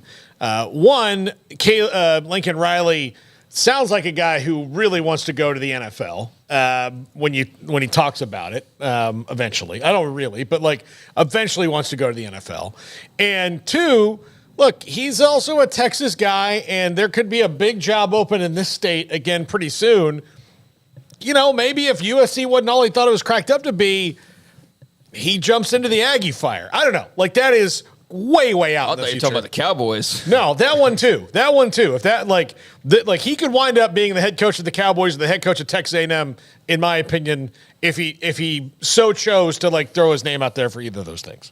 Yeah, at some point though, you got to plant your flag and defend that thing. Yeah, otherwise you're Larry Brown, aren't you? Like constantly moving around. Not that he's not a Hall of Fame coach. You can't win a natty at Oklahoma. You can't win a natty at USC. I mean, what makes you think you win the natty at A&M? A&M, like, congratulations, you'd be a living legend for forever. But yeah, I mean, those other two are pretty dang good programs that are certainly above the Aggies. But yeah, I mean, the situation, I hadn't even thought about him in A&M at all. But I mean, I could see where that could maybe come into play. But yeah, at some point, you got to stop moving around. You got to plant your flag and prove something, because playoff appearances are fine, but they've got you in this category, and you're trying to be in this category with, Saban and very few other guys, Kirby and Dabo, who Dabo's on his downswing. I mean, I know Jimbo's got a title, but he's clearly on a downswing. We haven't talked about A&M. We need to talk about them. We will. Yeah, I mean, I think that he's got a lot to prove in Los Angeles, man. For as big of a stick as he swung in making that move from Norman to L.A., to be a couple years in and be a little bit disappointed at this stage. I mean, they're still 6-1. Let's not go crazy with it, but. Yeah, it's just a weird deal. I don't know. It's just a weird situation. All right, A&M, we'll get to that. In fact, Sam Kahn, who wrote that column today on theathletic.com, will join us tomorrow on the column about, is this all there is after all these years? It seemed like after all these years when it comes to Jimbo and the offense and A&M, and they just it's like talk about, Craig mentioned this about Baylor, not explaining how bad Baylor's looked this year, but it's like crazy pills watching them on offense. Well, it's hard. It's a really tough watch. And the reason I threw Lincoln Riley out is that A&M is not particularly creative when it comes to hiring people, right? And sometimes you don't need to be. Sometimes it's like, okay, what have we not done? Let's hire somebody who did that. And that's why Jimbo Fisher was the guy the last time around. But before that, it's like, okay, well, Kevin Sumlin's at Houston. That's 90 miles away. Let's get him here. Dennis Franchione's at Alabama. He must know what he's doing. He was at TCU. Mike Sherman was here under R.C. Slocum. He'll fix everything. That's kind of been their thinking, not, hey, let's really think out 10 years in the future of who can make this program, who can be this program's Saban? Who can be that guy that turns it into something really special? They haven't really thought out that. But why would they? You don't think they thought out what Jimbo Fisher could mean? He's coached at a high level. Yeah, I know. I guess that would have been the Saban thing. Yeah, you're right. Yeah, but they don't need a Saban. They need a Bowden. There is no Saban. They need a somebody who built it from nothing, like who said, okay, this is my program. They've never had that. They've always gone for the next guy. The coach in my lifetime who I said that it was truly his program was R.C. Slocum, and that's a long damn time ago. Yeah, and they ran him out, too. The Longhorns always get compared to the Cowboys, but is A&M not more of the Cowboys? I mean, they're absolutely it's the same. Very similar, yeah. Well, the only difference between the Longhorns and Cowboys have both won anything. A&M hasn't since 1939. We weren't in World War II yet. Yeah, the other thing about Riley, too, is was he bringing Alex Grinch with him? That's the day he's got to answer that in Hollywood before he answers that anywhere else. A lot of chat in the chat about Grinch and Riley and what they must have on each other, or just damn good close friends. And he's been the benefactor, and rightfully so, because he's recruited, signed, and then developed a lot of those guys. But Caleb Williams has covered up even more warts than we even realized too. At the top of that, as I'm slightly distracted by Jonah Heim home run, 5-1 Rangers in the top of the third, but. That's a tricky situation in LA. Huge expectations. Only one loss, still in the Pac-12 running and all that, but they definitely took a step back on Saturday with that loss to the Irish. And that was one of the 5 games that we picked. All those games, I think, ended up being – that one was competitive for a little while. But Which one? Notre Dame, USC. Yeah. But then Notre Dame just pulled away and made it very clear they were the better team. Now – from retired stockbroker, correct on no other Nick Saban. Boomer Lee, we can't use recruiting and NIL as an issue because Iowa State, Kansas State playing a lot better with less talent. Longhorns and Cowboys are the same programs from Sam in the chat room, no doubt. I'll throw this out to you guys, and I sent you a text to think about this. All 3 of you. I want Garrett's opinion on this as well. A&M, and this is the difference. And I tweeted out the other day, and somebody said, Kevin Sumlin didn't, he had good recruiting classes. Jimbo has great recruiting classes. Kevin Sumlin took them one step closer with the recruiting. He kind of turned it up a little bit. But Jimbo has these great recruiting classes, number 1 in the country. Mm-hmm. And, routinely top 5 to 7 recruiting classes that A&M is getting, and they're continuing to be the same, which means that, the finger kind of points to him, because if you took any other coaching staff in the top 25, I would say, and plopped them down in College Station and said, here's your roster, they'd be like, what? Thank you. I appreciate that. I say any other. There's a few, but there's a lot of coaches who are struggling right now because they have a lack of talent that would do a lot better job than Jimbo Fisher and the staff are doing with the group they have right now. Sir, blah, blah, blah. Mike Sherman coached a year up here in the CFL, didn't go very well. He did a nice job. He kind of helped them, kind of. I guess, what do you think? He stabilized everything, and then, of course, they went to Sumlin, and he had Johnny Football, and that worked out pretty well. Sorry, my biggest Sherman memory is 77-0 at the hands of Oklahoma. Yeah. That was my Sherman memory. But, no, he kind of stabilized. I think before the Johnny Mania took over and they got to be the big swinging SEC team and all of that stuff that they've been now the last few years, right there at the top of the recruiting rankings and whatnot, right in the mix, but just without the results to actually kind of back up a lot of the talk, I guess, or the investments even as well. But yeah, Paul, I don't know, man. At some point, it's got to be something that we're missing that's other than just a coach. Because I agree with you to an extent. I think if Kirby Smart took over A&M, that they'd probably be better. If Nick Saban took over him, they'd be better.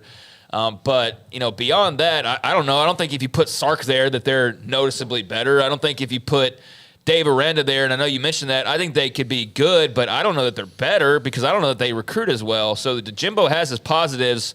I don't know what the overall disconnect is, though, however, and I don't know that it's something that is just as simple as finding the right coach. That's the last thing you can point to, though, because it's what else could it be? You've got the players, right? Or at least you think that you do. You've got the investments. You've got the stadium. You've got the bells, the whistles, and everything in between. What's the one thing missing? And I guess it all just does come back to Jimbo. But, yeah, who could possibly be that guy to put it all together? Well, that's what they've been wondering their entire history, basically. So maybe they should hire somebody and just be patient through even some very difficult and frustrating times. The problem, though, is they need to do that with someone who they're not paying $100 million. They're not paying $100 million to, because right now they are paying Rolls-Royce prices for Kia production. That's fair. That's what they're doing. So if you want to hire Jeff Traylor, we don't have a sponsor with Kia, do we? No, I don't think. And look, I'm just saying, I'm not knocking Kia. I'm just saying they even know they're not Rolls-Royce. But if you are going to do that, you need to hire a Jeff Traylor for a fraction of the cost and let Jeff Traylor find his way there. That's what I'm saying. Or if you're going to hire big boys, you need to hire the right big boy and pay the right kind of and do the right kind of things, because I know there's some of it was they probably got a little over their skis on NIL with that number 1 recruiting class, and a lot of those guys weren't a fit. And that's maybe not totally Jimbo's fault. He was trying to navigate the waters he was in, and who's going to say no to the number 1 recruiting class, right? It shits shockwaves to the SEC. Nick Saban's doing dinners where he's telling you, like, I need $1 million more from you and all these things. So that was kind of working. The thing is that they need a coach who can innovate a little bit more with those guys. I think that's where Jimbo is in his own way, and they are. Wait a minute. Let's talk about who they recruit. With all due respect to Haynes King and all have they landed a nuclear quarterback? No, and that's the other thing that they hired Jimbo to do. Because Jimbo was the quarterback whisperer for a while there. You can list off Jamarcus Russell, Matt Flynn, Matt Mock. He won 2 national titles with the guys who were, not really even that great when it comes to it. Matt Flynn was like a 3-star quarterback. Yeah, and then at Florida State, he put E.J. Manuel in the first round. He put Christian Ponder in the first round. Won a Heisman Trophy and a national title with Jameis Winston. Like, how many of those guys have I mentioned that are NFL superstars? None of them, but he won. And he was winning with them, and then he came to A&M. He hasn't done it. It is the weird thing about A&M is you just, no matter what they throw at it, it does not work, and there's some kind of flaw in their plan. All right, one other note. Colorado, a couple of minutes into the third quarter, Colorado converted a 3rd and 2 for a first down, leading 29-0 against Stanford. Analytics gave them a 99.8% chance to win at that point, and instead, of course, they blew the lead, and the largest lead they've ever blown in Colorado football history, losing to what was Stanford. Paul, what did you say in a text to me when that game score came in? Because that was another one of those past midnight games, and I happened to be up because I'd just gotten back from high school football. I can't remember. It was really late when I saw it. Can I say what you said? What? You said a bunch of nerds just... Oh, yeah, nerds. Yeah, guys. No, okay, Did I? Yeah, I said a bunch of nerds just won that game. Good for them. But yeah. No, I think, look, Emmitt Smith's kid's one of those nerds. He was, he's there. No, how do you say the receiver's name? Because he was incredible, 13. That mossed Travis Hunter? Yes. Yeah, I can't remember. He was incredible. Yeah, Iomanor, I think is how you pronounce it. Maybe it's slightly different than that, but no, I think I actually was the one that texted that, and I said a bunch of nerds just beat up the cool hip-hop kids. That's basically what it was, like the cool, watch-flashing, just supremely, like the definition of, I guess, cool in college football, right? Like the cool videos and the cool coach and the cool uniforms and the cool new team on the block and all of that with swagger for days and, just a lot of star power behind them. And then this just vanilla, bland, really like super college football. Like, hey, no, academics do matter, and like we're Stanford, and we've always done it a certain way, and we're not flashy, and we're not like super cool.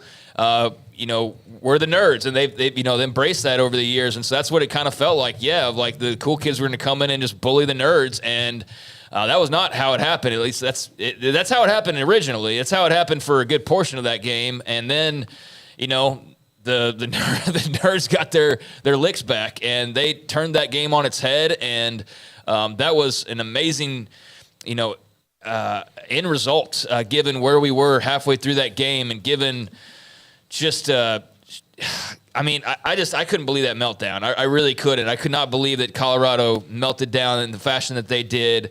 And I was just thinking about how brutal the mentions were going to be on social media for like Deion and Shador and all those guys. And I can only imagine. I didn't go look myself, but there was a lot of people that loved seeing that. There's a lot of people that hated seeing that. I, for one, was just fascinated by the fact that they gave up a lead like that. And this whole Colorado story, man, what a great win for Stanford and Troy Taylor, first of all. Like, they really needed that. That's huge for them. That broke a 4-game losing streak for them. In that 4 games, they lost to Sacramento State. Yep. I mean, so they were hurting in old school, right? No, San Jose State was also San Jose. But they, had been on a bad losing streak and looked like they were going to be well on their way to yet another loss, and a blood embarrassing loss at that. And to their credit, like, they just stayed in there and kept fighting. And man, that was an awful loss for Colorado, just an absolutely awful loss. And I do feel like, and I'm not on Twitter a lot, but I do feel like the Deion mentions have gone down substantially. Oh, yeah. As the losses have piled up. And now because of that loss, like, them making a bowl game is suddenly within a little bit of question. Speaking of that, Garrett, do you have that one? There you go. To get to a bowl game, Colorado at 4-3 must now win 2 of their final 5 games. UCLA on the road, Oregon State. What in the hell's gotten into Arizona? Noah Fafita. My goodness, they blew out Washington State. And, of course, they had USC in trouble until whatever it was in overtimes. At Washington State and Utah.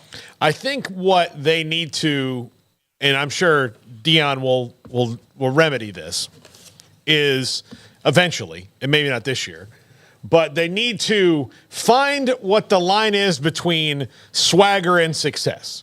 Because he certainly brought the swagger in there and a little bit of success, but balancing out the hype train with all the things you're bringing in, which is you've got to do what works for you, but with the consistent, performance on the field. Now, I do think what Deion has is a defensive coordinator problem, and we'll see if he remedies that in the offseason, but I could go on and on about Charles Kelly and why he's not fit for that job. No, they still scored a bunch of points, but they just gave up a bunch of points, as you said. So, yeah, defense appears to be the issue. The only game where they really hadn't scored a lot of points this year was that Oregon game, and obviously Oregon's a really good team. So that was, part of the equation there. But, yeah, Colorado's definitely got some issues on defense. I think we talked about that even when they were winning at the beginning of the year, was their running game or lack thereof and their lack of defense. And could they stand the test of a season? Could they, last through a schedule playing – just with basically Shador and his wide receivers playing, 40 points a game ball? I mean, is that sustainable? And clearly it's not, because they've dropped 3 of their last 4. But the remaining schedule, the one game you would say, the one game they could possibly be favored in, because they won't be favored against UCLA. They won't be favored against Oregon State.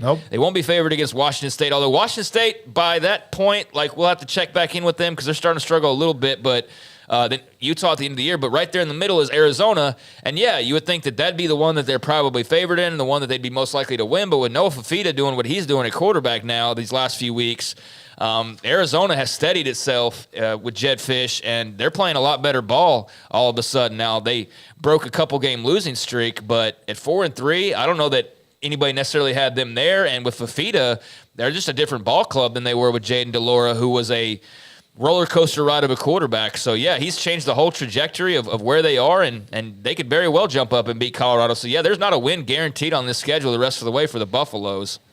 All right, Phil Venzer gave us an update on the college football odds as we enter this next week. The Big 12 game. Texas opened as a 20-point favorite against Houston. They're now a 23.5-point favorite. Let's see here.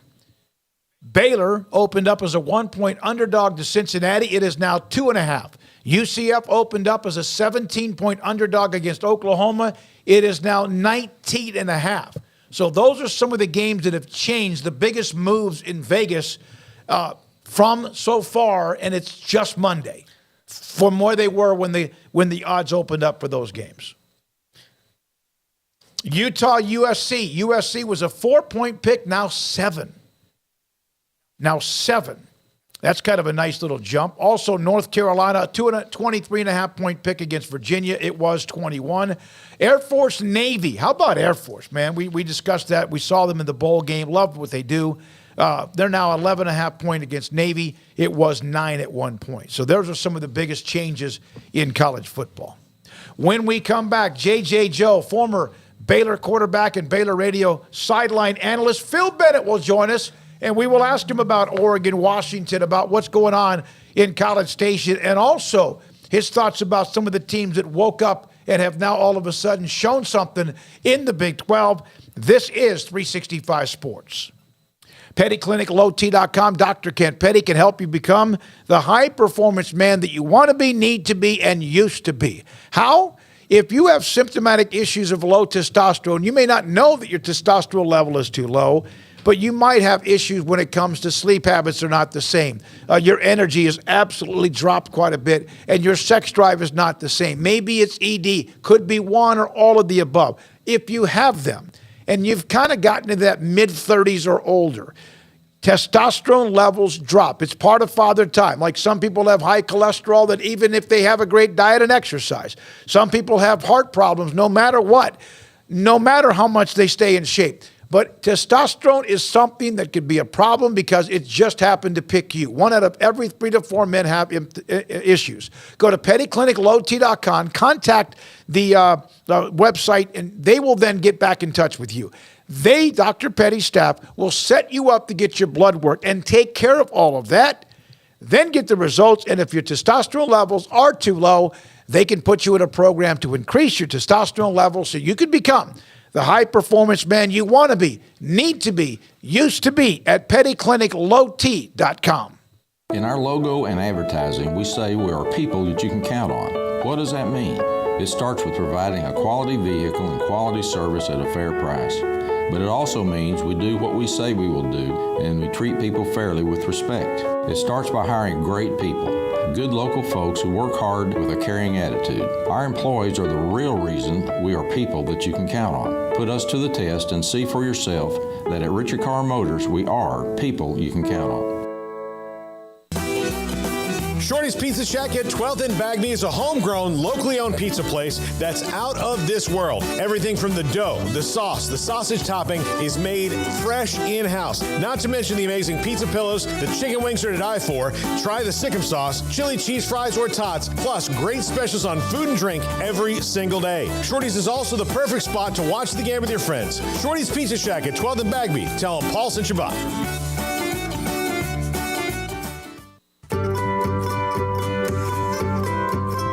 You want to know why Stonewood Dental is so successful? Listen to what happy customers have to say.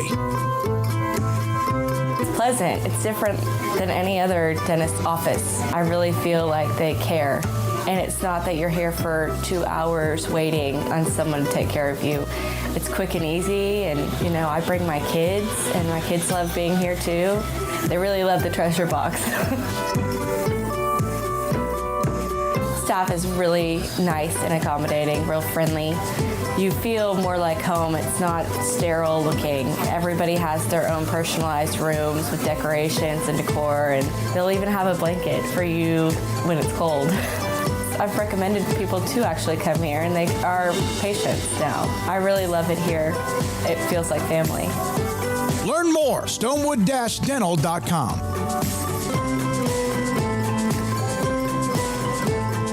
TFNB Your Bank for Life is the official local bank of Baylor Athletics. Find out why more Central Texas are making TFNB their bank for life. Sign up for our Edge checking and savings accounts to earn interest or cash back. With 5 convenient locations and an award-winning mobile app, banking has never been easier. TFNB, your bank for life. Member FDIC.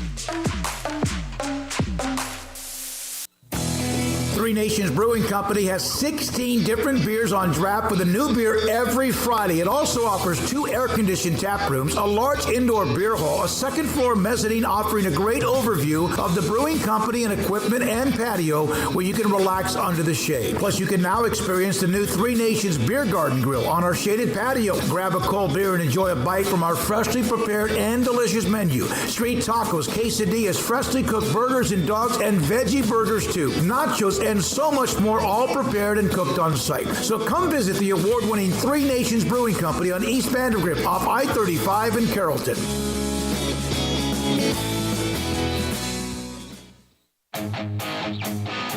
This is 365 Sports, powered by Sikkim365.com. The 4 o'clock hour is sponsored by Boozer's Jewelers, the wedding ring store, specializing in custom jewelry and repair, all in-house. Now here's David Smoak, Paul Catalina, and Craig Smoak. Baylor Baylor color analyst and former Baylor quarterback J.J. Joe with us on Mondays at 4:45, joins us on 365 Sports. J.J., how much work can actually be done? And what is most of the focus when a team, especially right in the middle of the year, has an off week? Hey guys, it's good to talk to you. Hey, there's only a little bit you can do, but I think really what I found out is during those off weeks, you do focus a ton on yourself, and it gives coaches more time to, I think, do an evaluation of the things that they need to cut and the things that they can build on.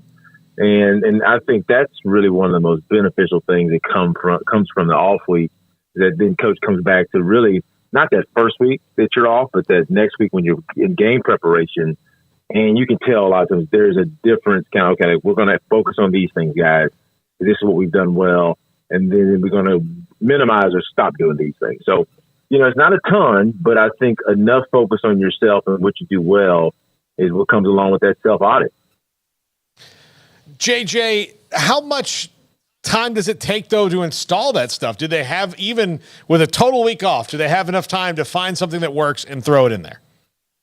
Well, I think the big thing is you don't re-engineer an offense, of course, in 2 weeks. But the other interesting thing is if you look at what Baylor does or what some teams do, they have different concepts. Like even though we're an RVO offense, a lot of times you'll look out there and there's a spread-looking concept, right? We just don't do it a lot. There's a spread-looking set. We usually have a tight end, but if you think about Brow's offense at the end, It was a lot of really what we would call, I think it was, that personnel with one tight end, 11 personnel, I'm sorry. So you have those concepts of those formations in, you may just add to the playbook, right? Hey, we're better out of these sets and we run these 4 plays. Well, we're going to make it 6 plays, 7 plays, 8 plays. We're going to motion to this set. So you realize really quickly that we have these different sets that we have and different structures already built into our offense. We just don't emphasize them. Well, maybe we need to emphasize them a little bit more going forward than we have. That's what I mean by being able to kind of add to some of the areas that maybe you haven't really focused on the last several weeks. JJ, how much of just getting a mental break do you think is important for this team? I know there's times when, especially if you're winning, you just want to keep going, right? You don't want to lose the magic, if you will. But given their struggles, did it come at the right time, that this little bit of a break, and is there a way that just kind of resets and recharges everybody? I hope it came at the perfect time. I'm telling you, man. Craig, because the big thing for me is that when things are not going your way, and if you've been going since early August, it does help to get just 2 days. Being in it before, you just don't have any days off, man. It's like every day is something associated with football. Now, I know they changed the schedules now. I think they try to give the gentleman a day off, but I just remember saying sometimes during the season when you get about 6-7 weeks in, man, I just wish they just give me a day. I don't have to come to the stadium for a day. So that'll help a ton. They get to go home, see family, go to the high school, and come back hopefully a little bit fresher mentally and ready, kind of really to hone in. Because I tell you, I just think that like when you're 2-4, man, that is not a fun time to be kind of a player on that team. Just think like, man, I like being around my buddies, but we're 2-4. And I'm hoping they kind of kick-started from here on out against a tough Cincinnati defense. Do you see any way, or with the offensive line has struggled from day one this season, do you see anything they could actually do with the offensive line? Mateos has done some good stuff over his career, but obviously this has been a really tough year. Yeah, I think there are some things you can do. I think we saw it. I know people will say, well, yeah, JJ, the Utah game was 4, 5, 6 weeks ago. We haven't seen that again. I think we've seen glimpses. I'm sorry. Can't speak right now. I think this group of gentlemen, the group of linemen that we have trouble with the wide zone blocking scheme, especially if a team is going to get really aggressive playing upfield on us. And either we have some guys maybe weren't as athletic as we had in the past, maybe it's not as experienced as we had in the past because we had really good lines for those first couple of years, or it just simply could be they just don't have that same ability. Then we talked about it last week, guys. I watched the Texas Tech team have linemen that I'm not saying they weren't good, but they didn't ask them to do a lot of stuff for their runners to get some yards. So I think you may have to evaluate that. JJ, I personally think they've also got some guys playing in the wrong spots. I think they could, if that's their best five, they could shuffle them around into maybe different spots and they'd be a little bit more effective. Well, and you may be right. I mean, I actually I think it's Clark that plays center, right? Mm-hmm. It's Clark that plays center. I actually like Abosele. He's young. I think he's playing the left tackle mostly. I think he is. At least I know he was. So, I mean, I actually like him there. And you say, well, maybe he struggled there when he was there. He's had some good moments, but he's young. That size, that kind of body, I think he'll be much better in 2 or 3 weeks than maybe he's been. And I think beyond that, I'm not going to disagree with you. I think we've had some areas where we really kind of struggled for consistency, and it's been shown in our results. So, they're there every day, and they know who the best five are. But I think you keep shuffling, you can figure it out. But I think a big part, as I said, is like, what are you asking them to do? I'm not going to keep asking you to do it if you can't do it. JJ, what's been more disappointing, defensive showings or offensive showings in your mind? Oh, man, golly. Whew, that's a good one. I'm going to say defensively. Because I think offensively, if we were honest with ourselves, losing all those linemen that we lost, and then, we got a couple transfers in. Yeah, we were really hopeful, but I think we felt like, hey, man, we're going to take maybe a little step back offensively, at least up front, and that's where everything ticks. But defensively, I've been really kind of surprised because, we had Gabe coming back. We had Boykins kind of penciled in there that knows I know he had some injuries. You had TJ Franklin there. You had Matt Jones back. Then you had, of course, I'm forgetting at Star. He was a veteran. Bryson Jackson. We had Bryson Jackson coming back. He wasn't, of course, Jalen Petrie there, a few people are, but he was a veteran coming back. And you were concerned about the back end. But I said this, I think, last week to you guys. I mean, when I have a reign as a coach, I'm expecting that team will be fundamentally sound, even if they're doing 4 things, right? They're going to be pretty fundamentally sound. We're going to see fewer busts. And one thing they will do is they will be able to hunt. And I would say that's why that's been kind of a little surprising, a little bit more disappointing to me. The way that they're playing, we hear about the emotions, and people point to Dave Aranda's personality, although Powledge is supposed to be kind of a guy that barks. It was video of Grimes at halftime of the UCF game of kind of doing one of those let's go. Do you see an issue when it comes to this team just not being happy? They don't seem like they enjoy playing the game, JJ. Yeah. It's interesting. I think when we play the first week, and sometimes it's hard to tell, because a lot of times you think a team is really gassed to play and they go out and they lay an egg, or they look like they're dead because and then they come out and they just destroy someone. I would say that to me, it does feel like the energy of this team does not match prior teams. And I can't tell you why. It just doesn't seem. It didn't even seem that way early in the season when you've been off for 7 or 8 months, right? And you usually expect everybody to come back just ready to play. So that's on this coaching staff. They have to get those guys ready to play. That's their job. In addition to the X's and O's, and make sure that when game day rolls around, not only those guys physically prepared and ready and not worn out, but that they're emotionally ready to at least play hard. I don't think that is. And I'm not saying our guys are playing hard, but play with high level of energy is something you would expect. JJ Joe with us on Mondays at 4:45. Baylor plays in Cincinnati on Saturday morning at 11 o'clock. JJ, how much knowledge do you have of the Bearcats, the Big 12 newcomer? I know it's a first-time ever matchup. These two schools have not played in football, but have you been able to watch Emory Jones or any of what they've got going on?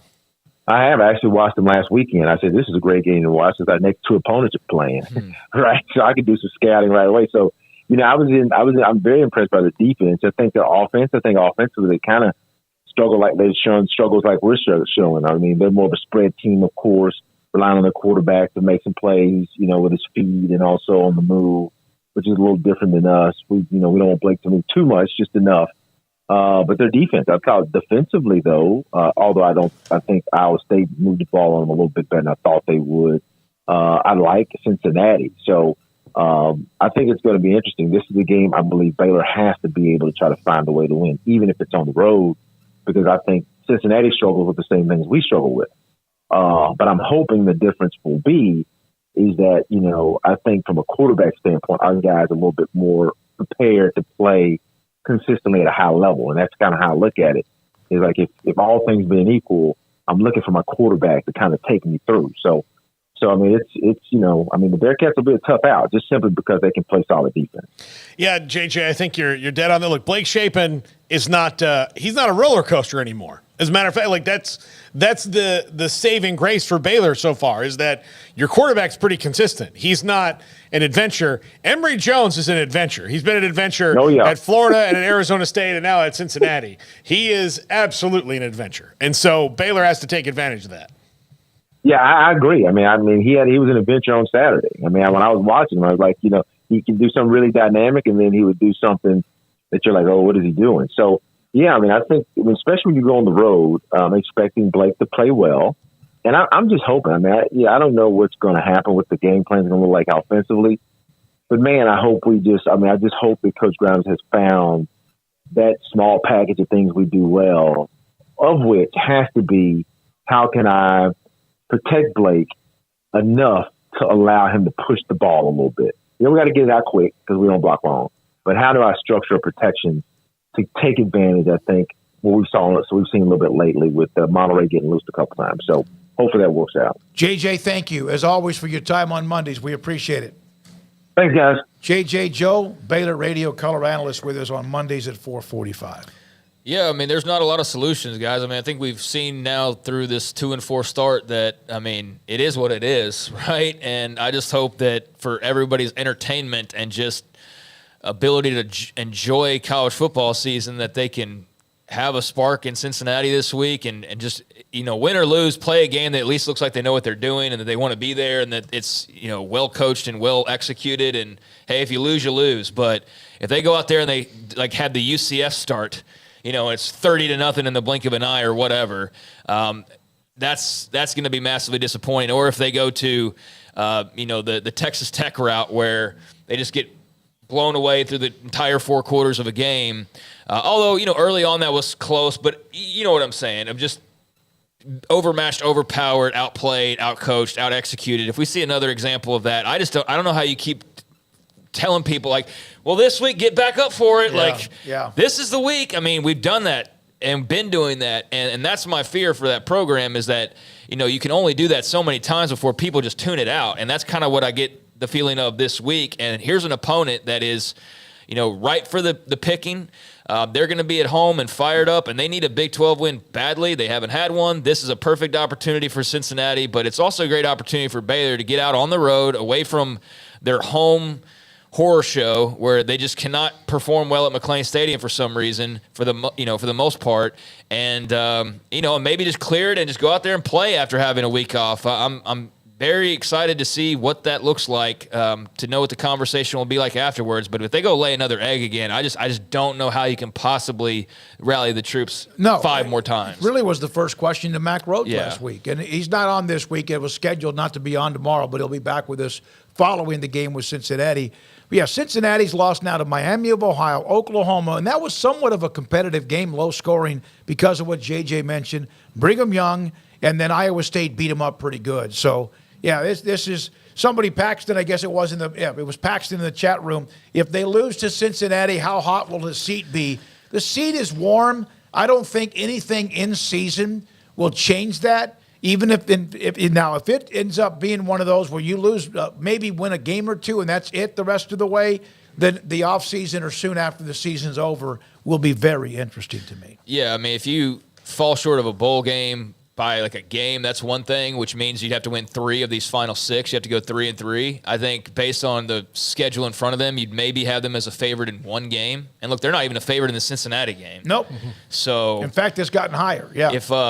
If they finish another 2-10, 3-9, I mean, I just don't know how you can keep throwing that out there. I mean, that's the thing. And, don't want to do this every day. We talk about this. We love Dave Aranda, but we do. But, at the same time, it is a business at the end of the day. And as much as I like the way he's trying to run the business, if you're not making any money, then the business goes out of business. And so that's what I worry about with them. They got to start making some money. A friend of mine put it to me this way when I had lunch with him last week, that they are staring down at the brink of a financial precipice of selling tickets. That if there is not something that swings around this season, they're going to have to make it like it's one of those things where you're going to lose money one way or the other.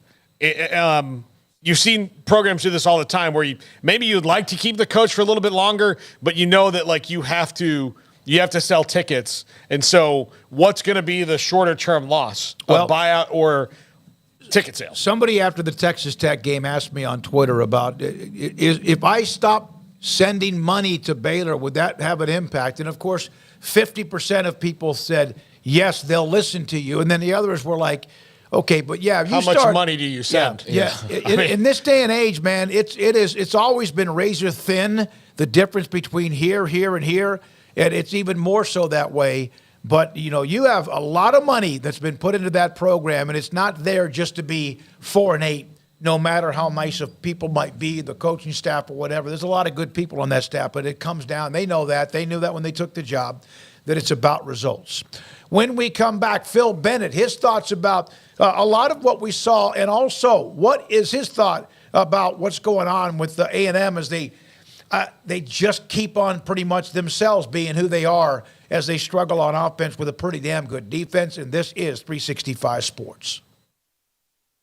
Richard Carr, Buick GMC Cadillac, they are the people that you can count on for great customer service, for great pricing, and for just a great experience when you go over to the dealership or you visit their website or you contact them over the phone. No matter who you talk to, whether it's my guy Donnie or anybody else over there, Richard Carr, they are the people that you can count on, and you'll find that out right away with their great customer service. But right now, out front of the dealership, there's a lot of construction going on because they are redoing Highway 6, and it's got piles of dirt and concrete blocks and things all over the place, and you can kind of lose sight of Richard Carr there.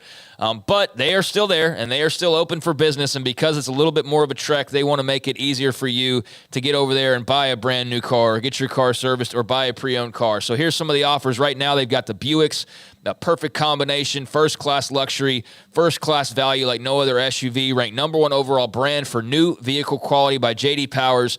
The Buick lineup offers amazing value, and right now you can save $5,000 on a new full-size 2023 Buick Enclave or save $4,000 on a 2023 midsize Buick Envision. And if you're military or first responders, you can save an additional $500. Plus, qualified Buick buyers get 1.9% financing and no payments until 2024. So there's one of their many new offerings. They've also got with the pre-owns the fact that they trade for the best. So they have the best when it comes to their lot of quality pre-owned cars and trucks. The financing goal is also 100% credit approval, as they will say yes when others say no. So check out their parking lot full of pre-owned vehicles that are top quality, cars, trucks, and SUVs right now in stock. But also, if you just need a little bit of work, your tires changed or body repairs or whatever the case may be, their award-winning service department is standing by to keep you on the road, and they cannot be beat right now on tires, offering a price match guarantee on the lowest priced comparable tires in town. So service your car or truck with the people you can count on at Richard Carr. They've been in business for 24 years now in Central Texas, and over that time period, they built a reputation as the place to go to for your automotive needs. Run by proud Central Texans and proud Baylor Bears. Log on to richardcarr.com today. Call now or go see them now off Highway 6 at the Imperial exit. With so many companies and policies out there, it gets so confusing shopping for insurance, and I never know if I'm getting the policy that's right for me. Luckily, I met the team at the Niche Group Insurance Agency. With the Niche Group, you can go to one company and get access to coverage options from many insurance carriers, and you get to speak to a real person about your specific coverage needs. With the Niche Group, I know I'm getting the right coverage at the right price. If you need insurance, talk to the experts at the Niche Group at 1-800-258-8302. Baylor alumni are more than 160,000 strong. When we all join hands to support our university, we don't just move the needle, we move mountains. Working together, we create life-changing opportunities for students on the field, in the classroom, in the laboratory, and in life for generations to come. So get connected. Get involved. Learn how at Baylor.edu/alumni.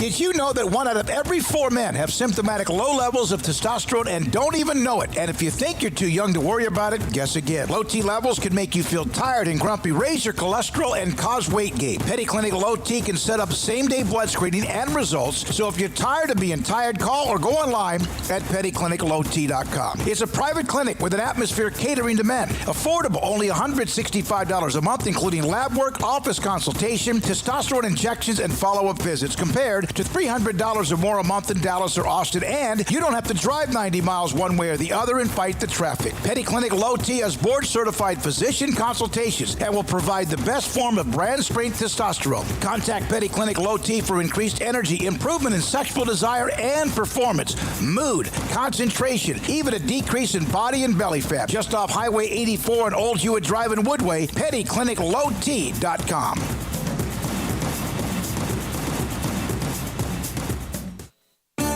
There are 26 letters in the alphabet, over 600,000 words in the dictionary, and just 3 of them said together can change everything.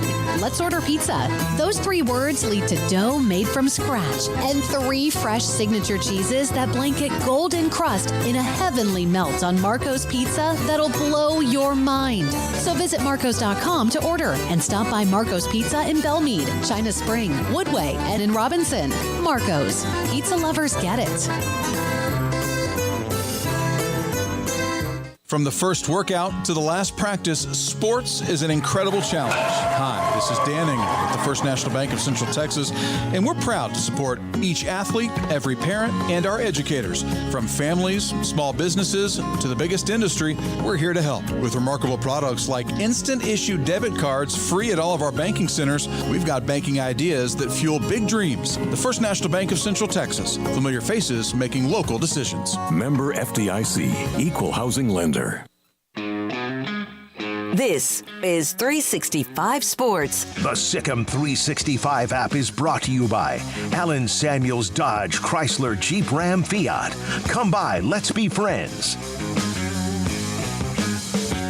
Longtime college football coach, former Baylor defensive coordinator Phil Bennett, now with some true serum coming your way and our way on 365 Sports. Phil, thank you very much. So how much as a coach on staff can be accomplished? And you hear about the improvement from game 1 to maybe game 2 after you've played somebody. But what about during an off week? What do you work on during an off week? What is the protocol in your opinion? Well, I've said this before. The thing that I've always done is you play 6 games and evaluate what you've done good, what you've done poorly, and you evaluate your players. What's your best combination? Who deserves to play? I think you look offensively, since that's a big issue, and say, these are the things we're capable of doing. This is what Blake can do. This is what we can do with our running game. There's a lot of things that you take from your statistics and says, these statistics won't lie. These are the things working for you. Now, the other thing, then, packages. What's our best package? How can we get better? One of the things I know defensively, I talked to a guy that was friends with one of the guys on staff, is they want to know what can they do better on first down. First down's such a big down defensively. If you let a team get second and short, second and medium, your chances of stopping them become very hard. And so those are the things you do. You evaluate yourself, and then you go out and you start working those things. Phil, what if you can't figure out what you do well? Well, Paul, there's things they've done well. Mm-hmm. Every game has its, obviously the negatives sometimes outweigh the positives, but you see some things, and you even go back and you say, listen, this is where I know back when, and I always reflect to 2012 because we had to create some things. Mm-hmm. We said, you know what? These are what people are doing to us. We can't seem to do this the right way. Let's get some answers here. And I think that's one of the things that both sides of the ball will do and go out and practice it against each other. Now, the other thing is it a toughness issue. one of the players, I think it was Baldwin, thought that, that they didn't think everybody was in.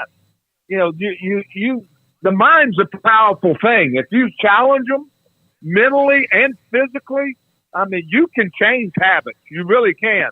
And I think I've said this before, I think there's winnable games out there that this thing can flip, but it's got to be done right. Coach, elsewhere in the Big 12, Mike Gundy and Oklahoma State seem to be getting on track after a bit of a rocky start. Just in your experience, what is it like to prepare for a Mike Gundy team? And just what are your thoughts on him and just the longevity and consistency he's had in Stillwater, and any surprise that they're starting to get their groove as they settle in on their backfield?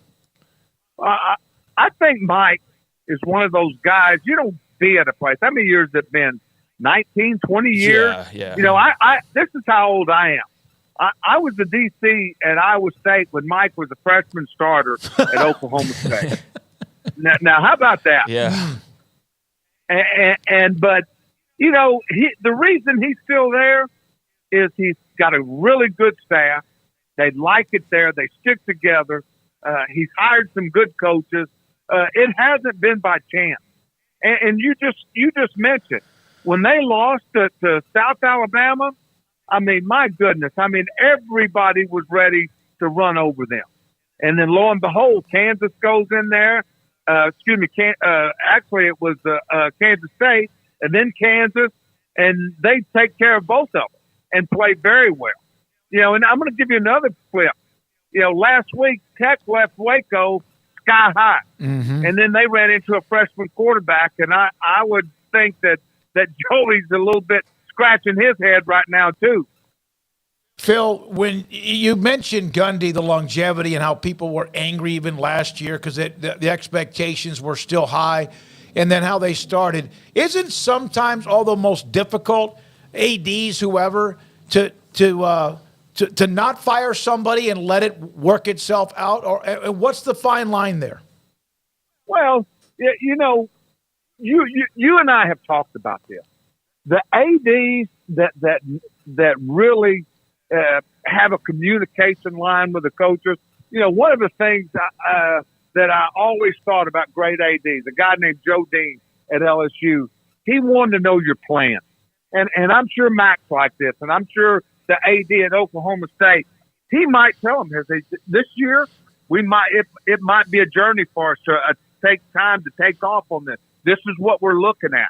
Now, it always changes, and it can be variable, but you're having your AD aware of your situation is invaluable. And you have to be careful not to overstate the positives or understate the negatives, because you got to be truthful. Because your AD didn't want to hear you. Hey, listen, we might start off on this schedule a little bit rough, but we're going to come out of it. I think it takes an AD that has a vision, has a belief that sticks with the people. I always go back to Frank Beamer. Frank Beamer had some rough years, had a couple good years and a couple of rough years. And then this guy, I remember the AD that came out and said it. He goes, I just always knew that we would get this thing straightened out. And it paid off. Now, sometimes it's a fine line. Do you stay, they've got a situation here at A&M. Do you stay 6 years? What's the timeline? I don't know.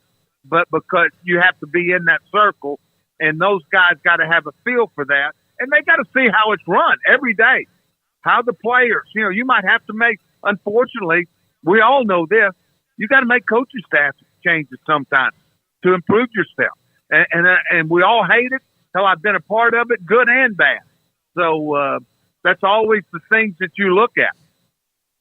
Phil, that Oregon-Washington game was one of the most fun games I've ever watched in my life. You mentioned A&M. They're paralyzed. Jimbo Fisher's a little paralyzed by being too conservative, right? He's kind of going off the old script a little bit too much. Dan Lanning does not have that problem. I want to tell you something. I'm a huge Dan Lanning fan. I knew him when he was a young GA at Pitt. I've known him, but actually texted with him last week. The thing that I look at Dan, and I know after the game he immediately took responsibility. He really thought on that fourth down, because I'm going to tell you, sometimes you have to make a stop and you have to make a play. I looked at situations, with Art. We always went for it on fourth down. I never worried about it because I knew the decision was made. But there's no doubt Art would have went for it because he wanted to win the game on offense. And they had moved the ball defensively quite a bit on Oregon. And he said, you know what? If we can make this first down, the game's over. And it didn't happen for him. Coach, Paul brought up A&M. Your thoughts after the latest, I guess, head-scratcher and disappointment against Tennessee and just where they find themselves now, as you know, the Sharks circling there in the waters near College Station? Well, I've said this from the get-go. The SEC right now, Craig, is not just a top-to-bottom great league. There's some good teams in it, but there's no, there's not a Georgia. Alabama's not Alabama. Tennessee was a very beatable team for the Aggies. Very beatable. Their quarterback is very average. Their running game is excellent, which helped them win the game. Georgia's is beatable. Florida, all those guys, Auburn, it's sort of a down. This would have been a great year for the Aggies to step up. And I'm not saying it's over because they could win out because I think everybody in their league's average. They just can't seem. Their second half on offense has really, the last two games, I think they've scored 6 points. And you're not going to win doing that. They come out fine. I think that, everybody's down on their O-line. I'm just not willing to say that I believe they're good coaches. I just don't see them having the explosion players to be, they don't have a great running back. Their receivers are okay. Tight ends okay. They're just not explosive on offense. Defensively, they're good in the front end and not as good in the back end. So it's sort of what they're getting. They're playing close, but they just can't finish. You coached at Oklahoma. You've coached at LSU. You've coached at A&M, and among others in the country. Which program, and I know you were the head coach at SMU, which program had the most intensity or pressures from donors? Well, I keep saying, I got to quit that. But, what I see is this. I see LSU has been a championship program. Oklahoma has been a championship program. Their expectancies are real and they're high. A&M, per se, the last championship they won was 1998.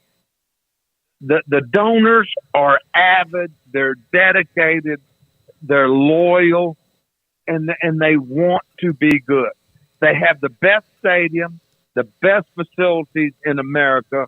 And I talked to them. I know most of them. They're scratching their heads. Why can't we do that? Why can't we do what Washington's doing? Why can't we do what LSU did in 2019? Why can't we do what TCU did a year ago? Get to that game. And so I would have to say the Aggies. Phil Bennett, former Baylor defensive coordinator, longtime college football coach with us on 365 Sports. Phil, how much are the Aggies going to be affected by the fact that Texas is coming in next year? That is the reason they left the Big 12 was to get away from Texas. They're still in the fight song, all those things, and they're coming back in. And pretty much every decision that A&M has ever made when it comes to football has to do with the boys down in Austin. I love, and I say this, the rivalry between A&M and Texas. I respect the rivalry between A&M and Texas. The younger generation, I'm almost 70 years old, so obviously I'm old. But the days, I've probably been involved with more A&M Texas games, playing and coaching than anybody around other than maybe RC and a few others. It is a great, great rivalry. And believe it or not, among the people that are involved, the respect is immense. DeLoss at that time with a conference and new things irritated a lot of Aggies, and the younger groups that we're going to get out of there. We want to get away from them. We want to get. I think it's outstanding. I think that what's fixing to happen next year. The last game of the year is going to be Texas and A&M at College Station, and hopefully I'm around. I would not miss it for the world. I think it's great for Texas. I think it's great for college football, and I just think it was one of those things. And I'd like y'all to answer that. It's one of those things that had to be. It had to come back. If we were ever going to make this thing right, that rivalry had to come back. Yeah, sometimes running away from your problems is not the way to face them, right? And so now it's like there's no way out of this now. Nobody's leaving the SEC, so you're going to face each other and going to make the best of it. And now I think some of the back and forth about recruiting and all the other things will finally make sense again. As absolutely, for the last decade plus, it's just been petty and silly. Well, and let's be honest with it. Two great state universities, that are 85 miles apart. My goodness. I mean, it's a natural.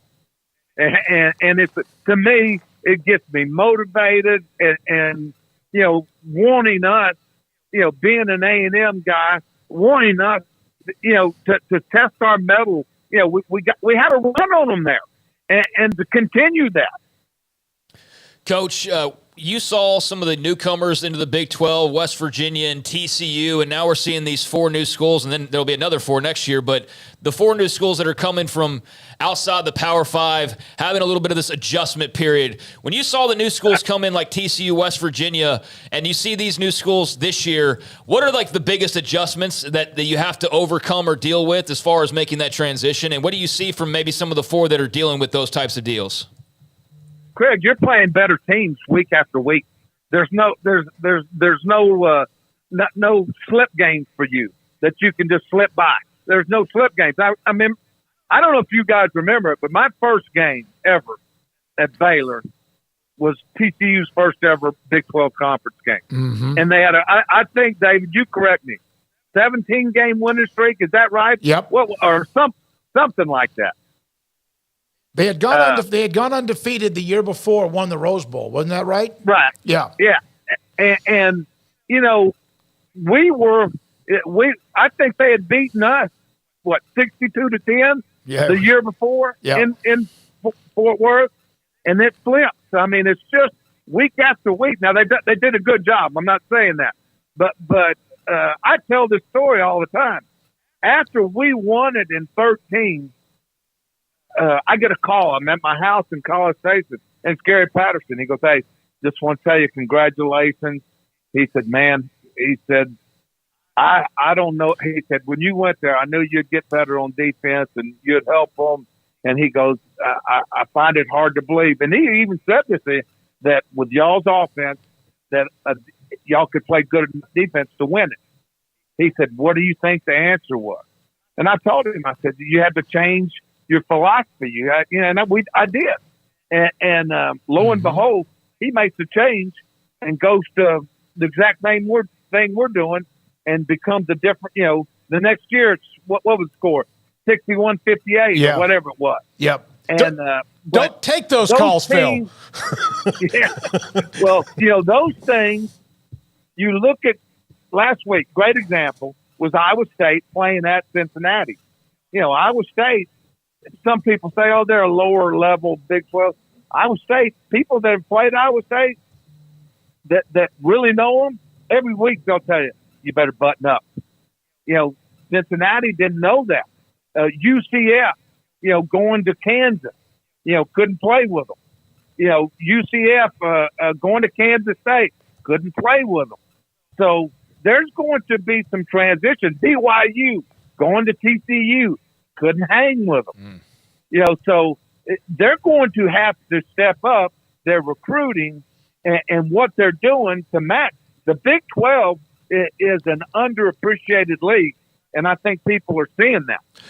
Phil, if you don't mind, one more question. I shared the interview Mack Rhodes with us last week on Tuesday. He's incredibly available, accessible, transparent, And he had mentioned that he had conversations with Dave Aranda. A lot of people looked at that and like, my God, is he also in the film room? He's not. But your thoughts about when you first heard it, and then when you listen, or when you first heard about it, and then when you listen, what in the end did you come out of that with?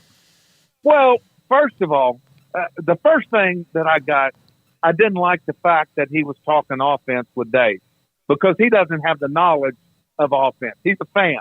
Now he's a knowledgeable fan, and he's a personnel guy.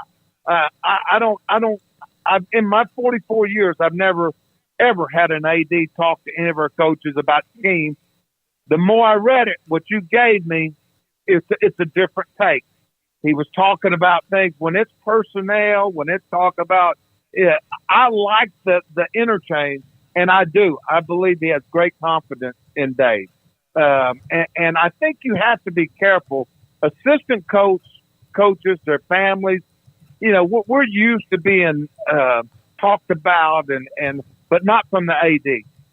I would just think that sometimes less is more. I would say I was hoping if something was said, it would be a little bit more to turn. We're evaluating everything, and I think when you particularly say the offense is being addressed, you're sort of going into a land that I don't like as a coach. And I'll be honest, I like Mac Rhodes. I like him a lot, but I would tell him the same thing. But the more I read it, it wasn't as bad, or heard it, it wasn't as bad as I thought it was. If you took Georgia, Washington, Ohio State, Oklahoma, and Michigan, and of course Ohio State's playing Penn State, who would you say right now, based on what you've seen, the eye test, are the 4 best teams in the country? Man, I would tell you, right now, I'm in Washington as a scorer. They're exciting. They're a scoring machine. Michigan is maybe 2 Big Ten teams, along with Oklahoma. I'm not sure. I watched the Georgia. Daryl Dickey is an analyst at Georgia, good friend of mine, great coach, and I watched that game because I'm watching Georgia with interest. Vanderbilt played them tough. I just think that once you get to the end, they're probably those teams that you said are all in there. But Washington is dynamic. They remind me of us at Baylor in on offense, 13, 14, 15. I mean, every play, you better hold your breath. And you know what's interesting now? I'm going to tell you something. I told somebody when I was at Kansas State, we lost a very close game to OU the year they won the national championship. And our whole goal was to come back and say we won them in Kansas City. And we played them for the Big 12 championship. And it was another great game. And I think they beat us 24-22. This Texas OU potential matchup at the end could be something.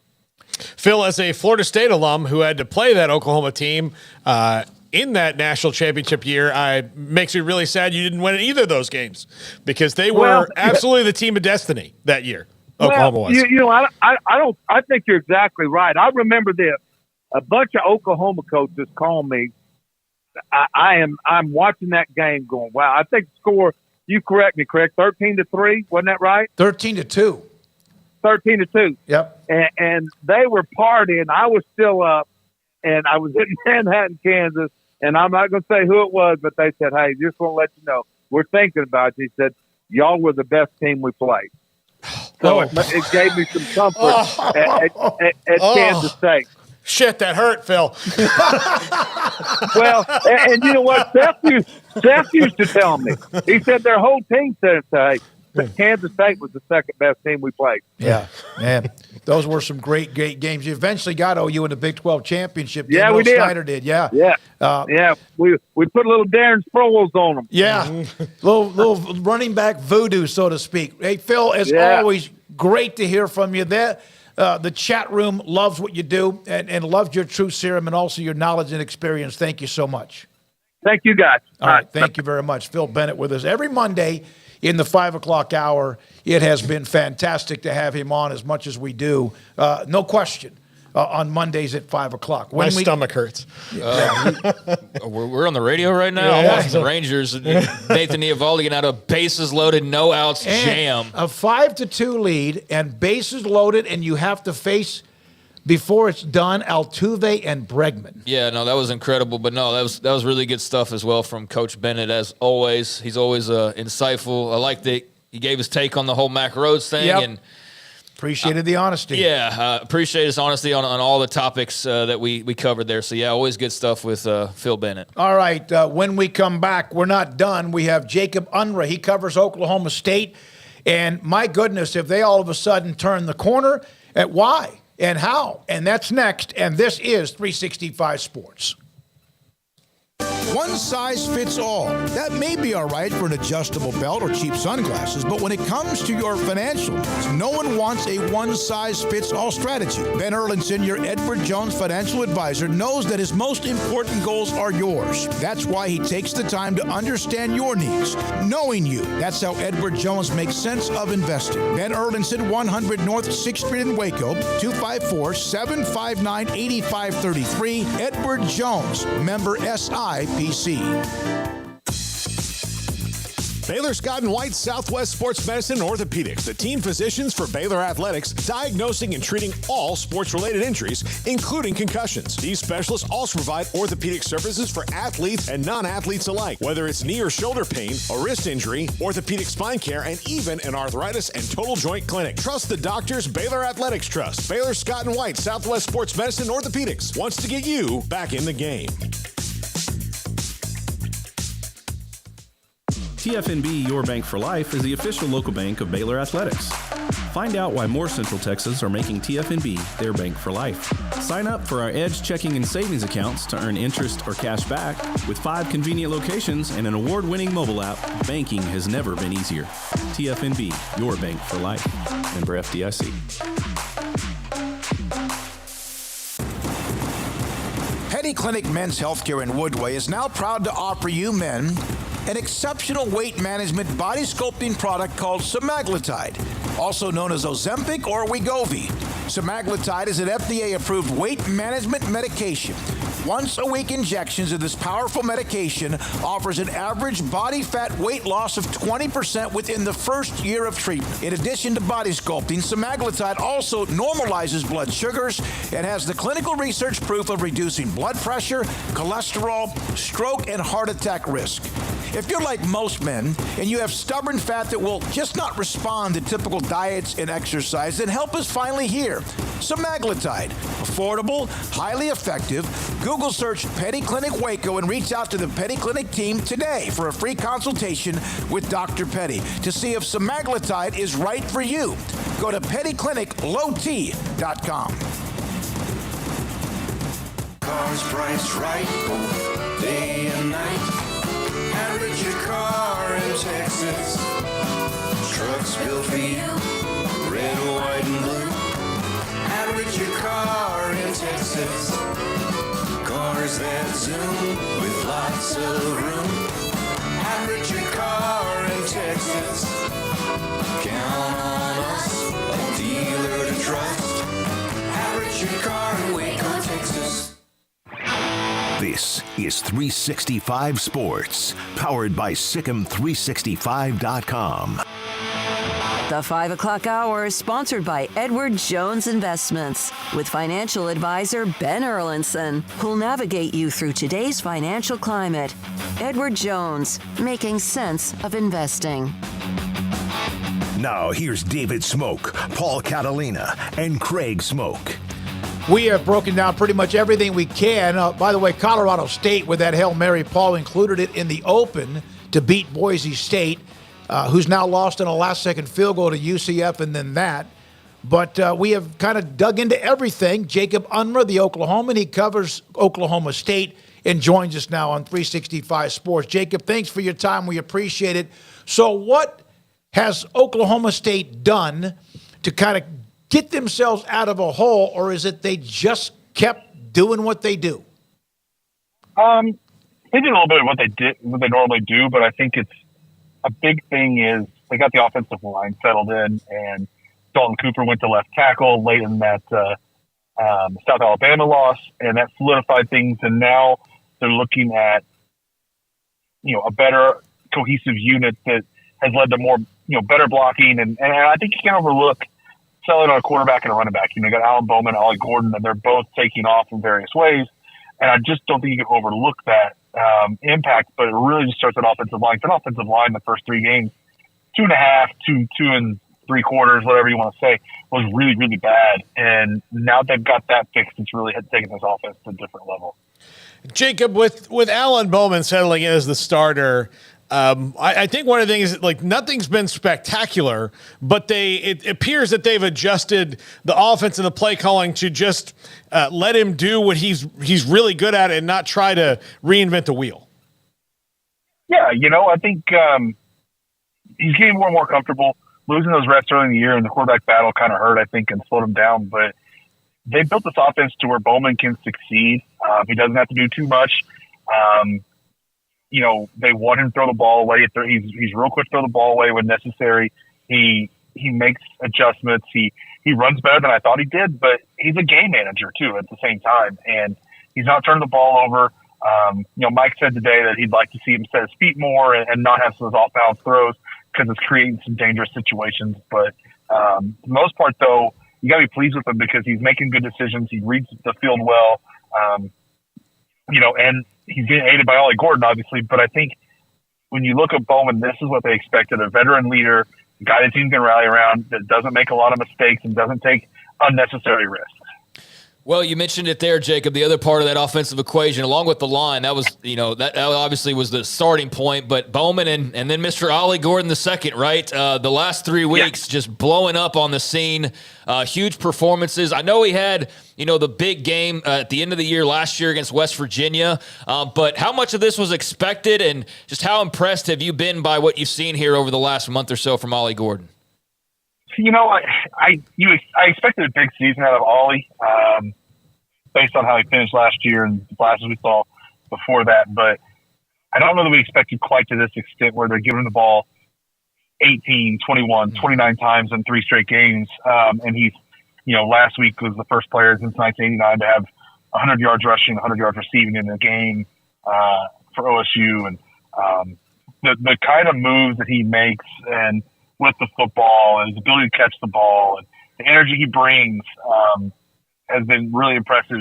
And really the energy stands out to me because it seems like OSU seems to feed off of him. That he was the closer in those first 2 games of the season when they won, and was the closer against South Alabama, but you couldn't run too much because they were so far behind. They were throwing the ball more.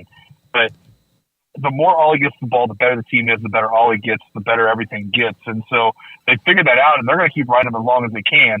Now, I think they're going to slow down at times because you got to keep him healthy, and 29 carries a game isn't going to be feasible, especially as much as he caught the ball the other night too. So I think they're going to have some balance there, but you've got to ride Ollie as long as you can, especially as hot as he is right now. So as we're sort of here at the halfway point, things are starting to turn for the better for them.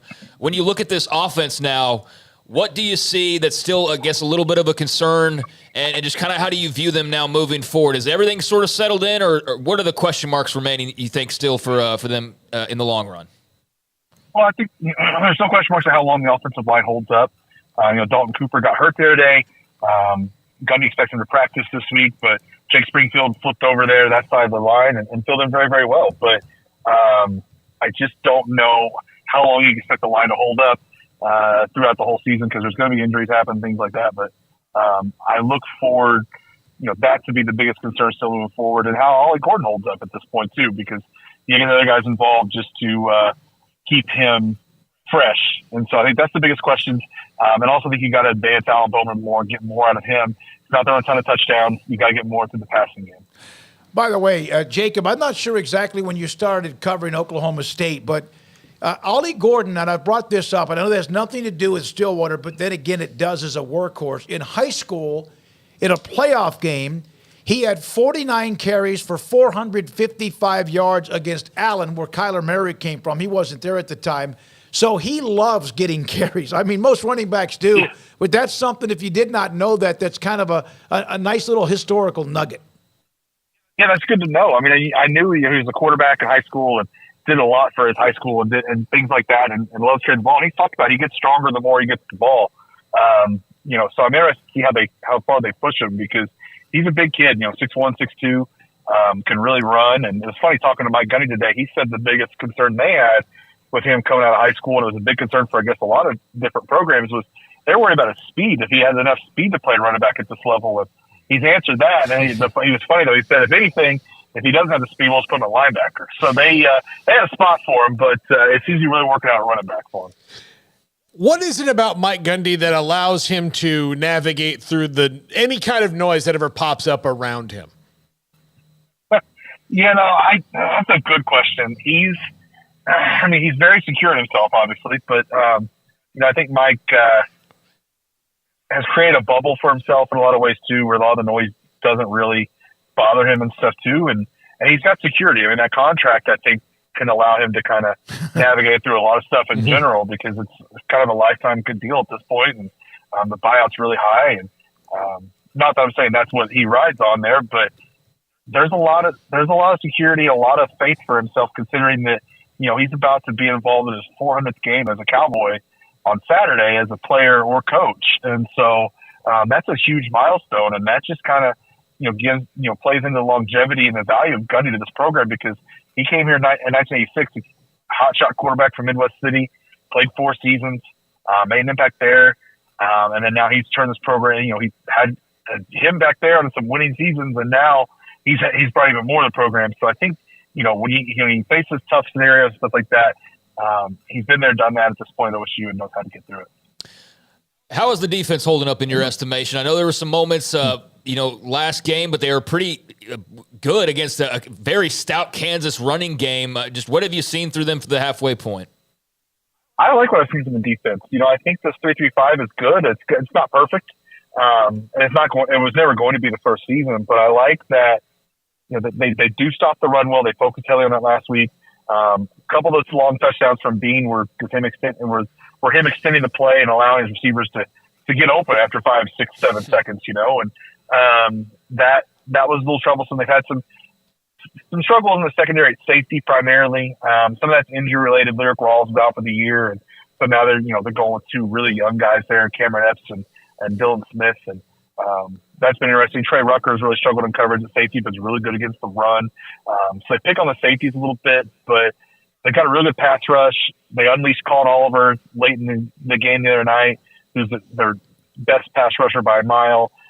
Moved to linebacker, and he's adjusted well. Nick Martin's been a really big surprise and pleasant surprise, really, for OSU at the middle linebacker position, and had 17 tackles against Kansas State. So he's, they're getting the right pieces there in defense. I like when the defense is moving. They can just get the safety position kind of lined out.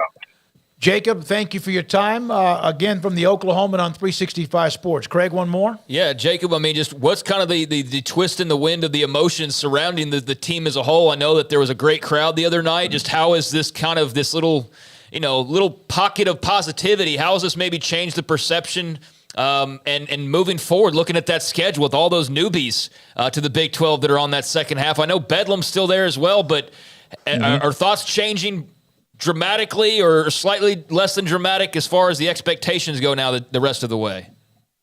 I think they changed a little bit. I'm not sure. I think there's still some hesitancy for some fans to get fully bought in yet, just because they want to see how this can continue. They know Bedlam's looming, things like that. And they know how last season ended after they had midway point. So I think at this point, I think there's some skepticism, but I think there's a lot more excitement than especially there was at the South Alabama and Iowa State losses. But this is kind of the revenge tour. They lost to Kansas State in an embarrassing way last season. They lost to Kansas in a similarly embarrassing way. They lost to West Virginia. They played Saturday last season too. So it's kind of the revenge tour right now for OSU, and fans are getting fired up about that. Jacob, thank you. Appreciate you jumping on with us. Appreciate your time. Jacob Unruh, the Oklahoman, covers Oklahoma State. They've won a couple in a row, and now all of a sudden West Virginia coming up this week. And that you have Oklahoma at 3-0, and then a chunk, 1, 2, 3, 4 teams at 2-1. Iowa State has played the one extra game at 3-1. It is a dogfight, and by the end of the year, who knows what's going to happen at the top, if it means both Texas and OU play again, as Phil Bennett suggested, or somebody else gets in that, becomes the fly in the ointment. Well, that would be the best game on paper right now. Clearly, that would be the best game. I think, though, K-State with Avery Johnson and whatever that could turn into could be formidable and could make some noise. I think TCU with Josh Hoover now, does that give them a spark? And then Oklahoma State, I think that, especially with their schedule.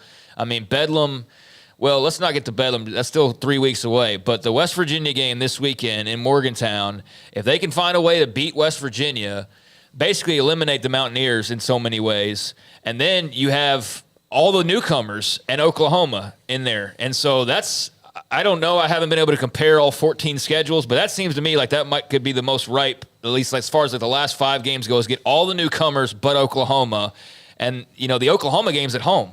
That's in Stillwater as well. So, the schedule it looks good, but, we'll see. They got to take care of the Mountaineers first, and I know that's easier said than done. All right, 5-3. Astros added another run as this thing goes into what is the 6th inning right now. Evaldi got out of that 7th inning, got out of that bases-loaded jam, but gave up a run in the bottom of the 6th. And Rangers lead 5-3 game 2 of that series. Now here comes Spores in the bottom of the Probably Spores, and then perhaps even possibly Leclerc again. We'll see. Or you just stick with Evaldi and see if he can go yet again. He's been nibbling. They've been nibbling away. I think you got to get him some water and a nice massage. I think he's done all he can do for today, I think. All right. When we come back, we'll have Paul Catalina and his top 5, and this is 365 Sports. Riverbend Liquor and Wine, Lakeshore Drive at North 19th Street, and now in downtown Waco on Franklin Avenue. 2 different great stores to show you, to serve you. Downtown's more about, if you see something on social media like, oh, that's a hip new cocktail or something like that, that's kind of where their focus is because they're downtown. They're kind of in the thick of things. And if you are looking for the classic, craft beers, that's what they've got there at Riverbend Liquor and Wine, or the craft whiskeys that are bourbons that are local to Texas, your Balcones and Garrison Brothers and Devil's Rivers and things like that. But the customer service is second to none. They know their stuff at Riverbend Liquor and Wine. They are experts in everything. If you need suggestions, whatever it is, and of course the speedy drive-through window at the original will make your head spin. Riverbend Liquor and Wine, now with 2 locations to serve you. Established in 2007 and independently owned, Alliance Bank Central Texas is committed to helping families and businesses meet their financial goals. From their tellers to their board of directors, they know the importance of superior service and competitive products. Customers have confidence knowing that their financial needs are in good hands. It's your bank, Alliance Bank Central Texas, with 2 Waco locations, 4721 Bosque Boulevard and 191 Archway Drive on Highway 84, and at alliancebanktexas.com. Member FDIC and equal housing lender. In Texas, there's pea-size hail and baseball-size hail. Guess which one hit our house? We didn't even know where to begin, but we called our Texas Farm Bureau insurance agent, and he was so reassuring. He knew exactly what to do to get our house back into shape and our lives back to normal. Now, we're even more thankful for the roof over our heads. Stop by and see our agents at one of our 3 McLennan County locations. Coverage and discounts are subject to qualifications and policy terms and may vary by situation. Three Nations Brewing Company has 16 different beers on draft with a new beer every Friday. It also offers 2 air-conditioned tap rooms, a large indoor beer hall, a second-floor mezzanine offering a great overview of the brewing company and equipment and patio where you can relax under the shade. Plus, you can now experience the new Three Nations Beer Garden Grill on our shaded patio. Grab a cold beer and enjoy a bite from our freshly prepared and delicious menu. Street tacos, quesadillas, freshly cooked burgers and dogs, and veggie burgers too. Nachos and so much more, all prepared and cooked on site. So come visit the award-winning Three Nations Brewing Company on East Vandergrift off I-35 in Carrollton. I hate my job, but I don't mind getting up in the morning. I dread each day, but I can't wait to get out of bed. You ask me why, and what I'll say to you is true. Well, you can get breakfast tacos at Rudy's Barbecue. Scrambled eggs and brisket, they ain't fooling around. Sausage wrap, son, they're the best in town. Barbecue for breakfast, yes, it's true. Put a smile on your morning at Rudy's Barbecue.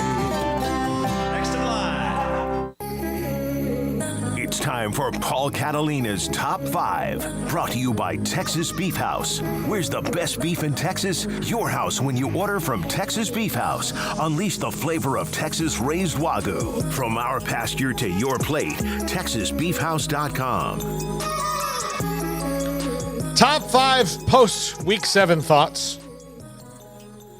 I realize that this one may not have as many legs on YouTube, but look, I got to come up with a bunch of these, and this is just what I was thinking of this morning when I was doing the top 5. Number 5, Tez Walker makes UNC a contender. Not an ACC title contender. They're already that. But now, even with Drake May, who can slice up about anybody, he's that good of a quarterback. Now they've got a dude who can win on every single route. And you can see why, outside of the fact that an injustice was done to Tez Walker, that they were fighting so hard for him, because the dude can ball. He absolutely torched Miami for 3 touchdowns this weekend. He's a physical presence out there. He is an absolute perfect fit for the offense. They're running at North Carolina, and last year, Drake May had the last couple years, Drake May had Josh Downs. Now he's got Tez Walker, and he's finally got a true, and they've got their running back's really good. Everything's good about North Carolina. But Tez Walker is an X-factor player that when it comes down to, okay, say they do wind up playing Michigan in a college football playoff game, who can win on routes against Michigan? Tez Walker can win on routes against teams like Michigan.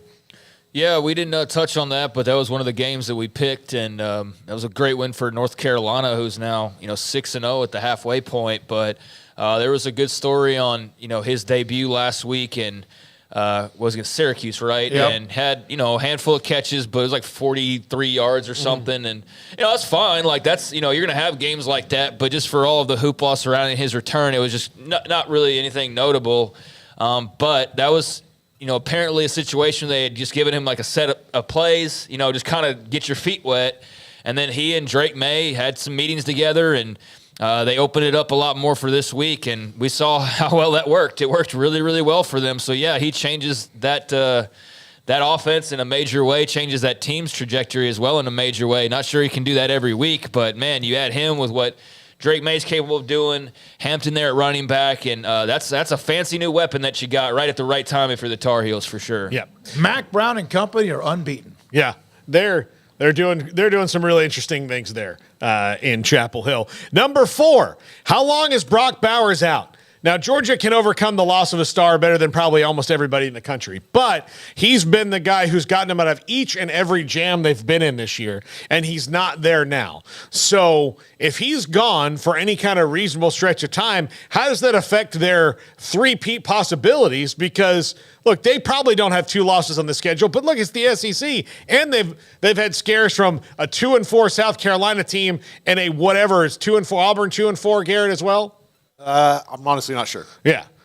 Well, both bad teams. I mean, they're not good. Auburn's 3-3. Auburn's 3-3, but neither team is good. Auburn or South Carolina right now, and they've both put a charge right into Georgia. So if that happens again, and you don't have Brock Bowers to get out of that hole, they're not awash in stars like they were last year. They've got some really good players, but they don't maybe have the kind of guys that won them those last 2 titles. How does that affect Georgia going forward?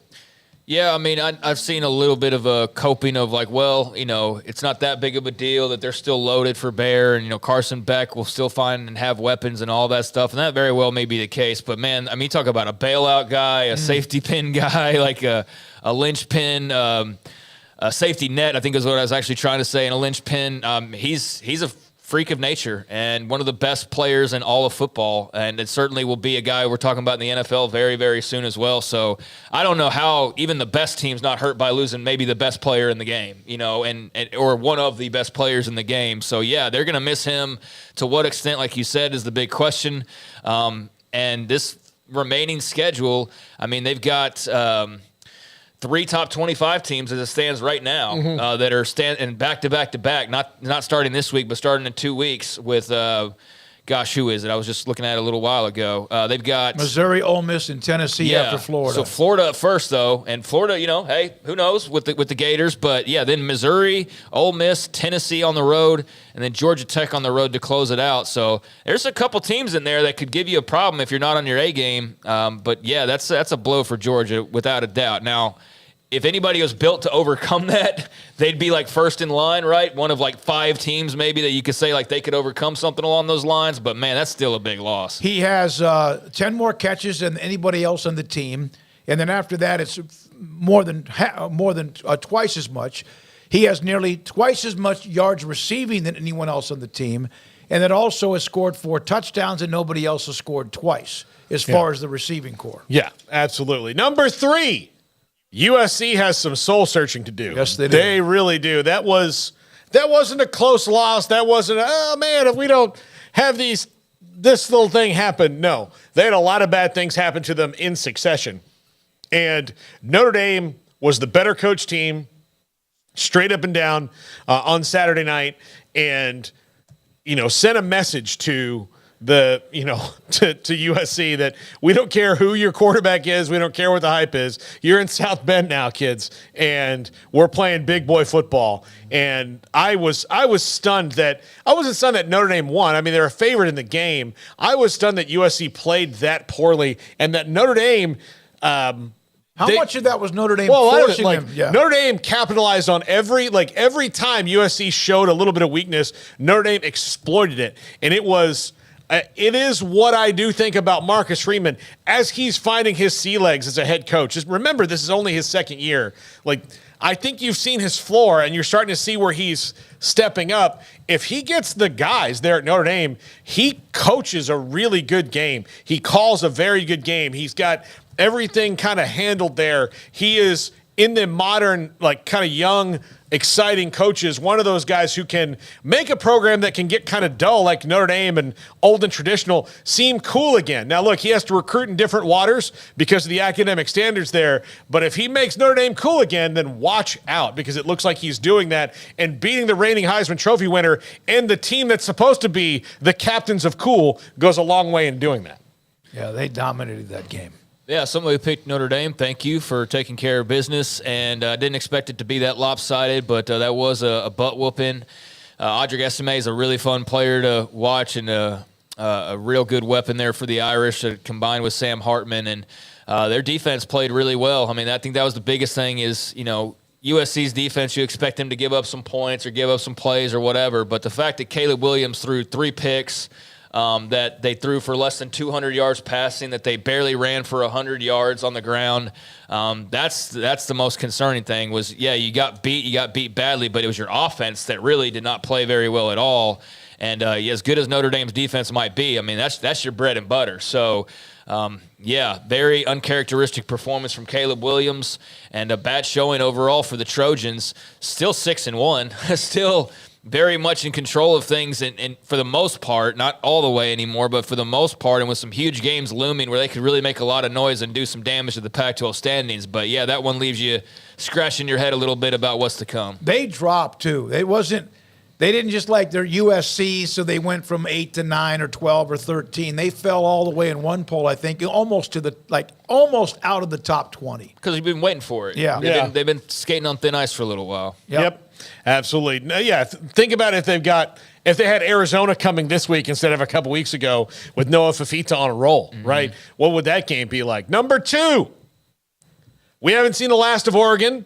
I think that they're going to reinsert themselves back into the conversation. They're going to be right there lurking around. Washington's going to, breathe easier because they got through them at least one time, but really, really hope that somebody comes up and gets them again, because as great as that game was for Washington, I'm sure neither of them want to see each other again. That was an absolute just barnstormer. And people are on Dan Lanning for being too aggressive, but again, he's just in his second year as a head coach too, right? He's figuring it out. Sometimes gut plus analytics is the factor, not just gut, regardless of analytics. I think that's where he's got to go, and he'll figure those things out. And part of it was also, like I said in the show, if you missed it, I don't fault him for going for it, because those plays, if they work, win the game for you, every single one of them. They've just got to call better plays when they do that. And part of that is also a very young offensive coordinator in Will Stein, who needs to know that as well. So, I mean, there's things that they could have done better, but, I mean, you lost by 3 on the road to a top 10 team.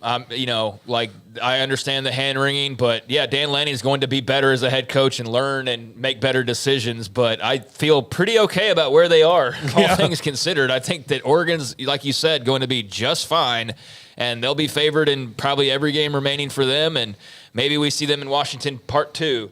I wouldn't be mad at that, just like I wouldn't be mad at Oklahoma, Texas Part 2 necessarily. So, I think that they're going to be A-okay. I was wondering about this, though.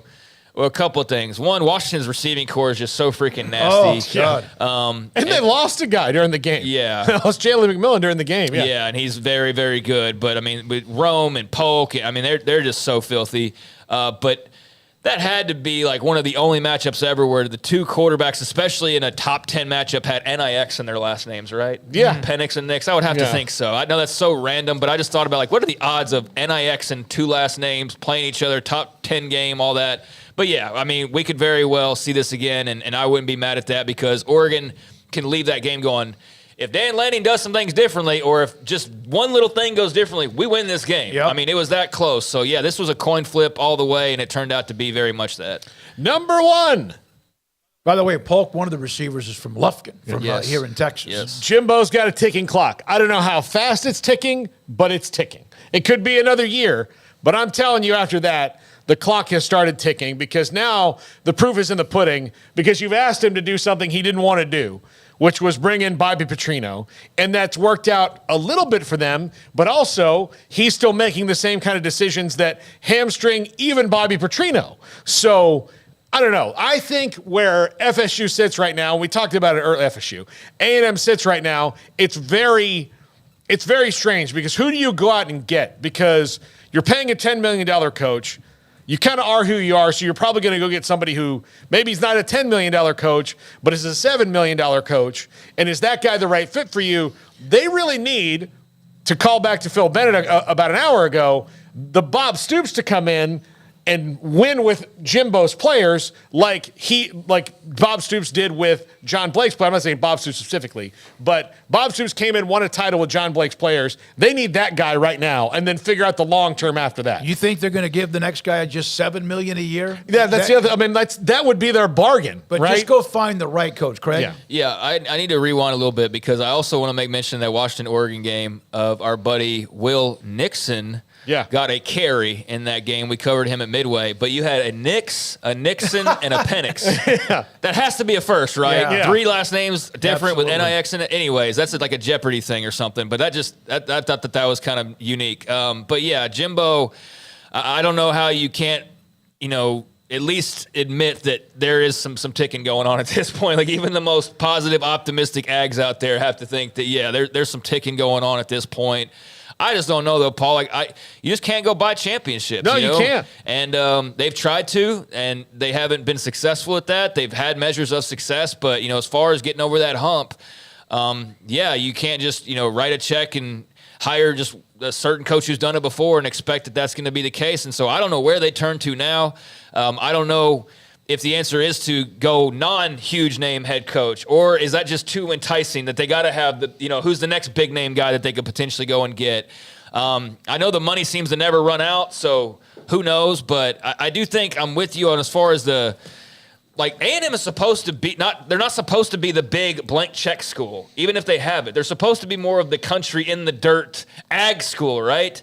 And so this whole idea of basically just going and trying to buy a title has always kind of flown in the face of, I feel like, sort of what their ethos is in so many ways, right? And so I'm kind of with you that, they need more of a Bob Stoops before he became famous, Bob Stoops, and somebody who's not like the big splash so that Twitter goes crazy, but the guy who maybe you don't get the big round of applause at the opening press conference, but damn it, you're going to be really, really good in a couple of years, and you're going to be surprising people, and he'll become the talk of college football. Not he already's been there, done that somewhere else, now we're going to have him just come over here and do it here.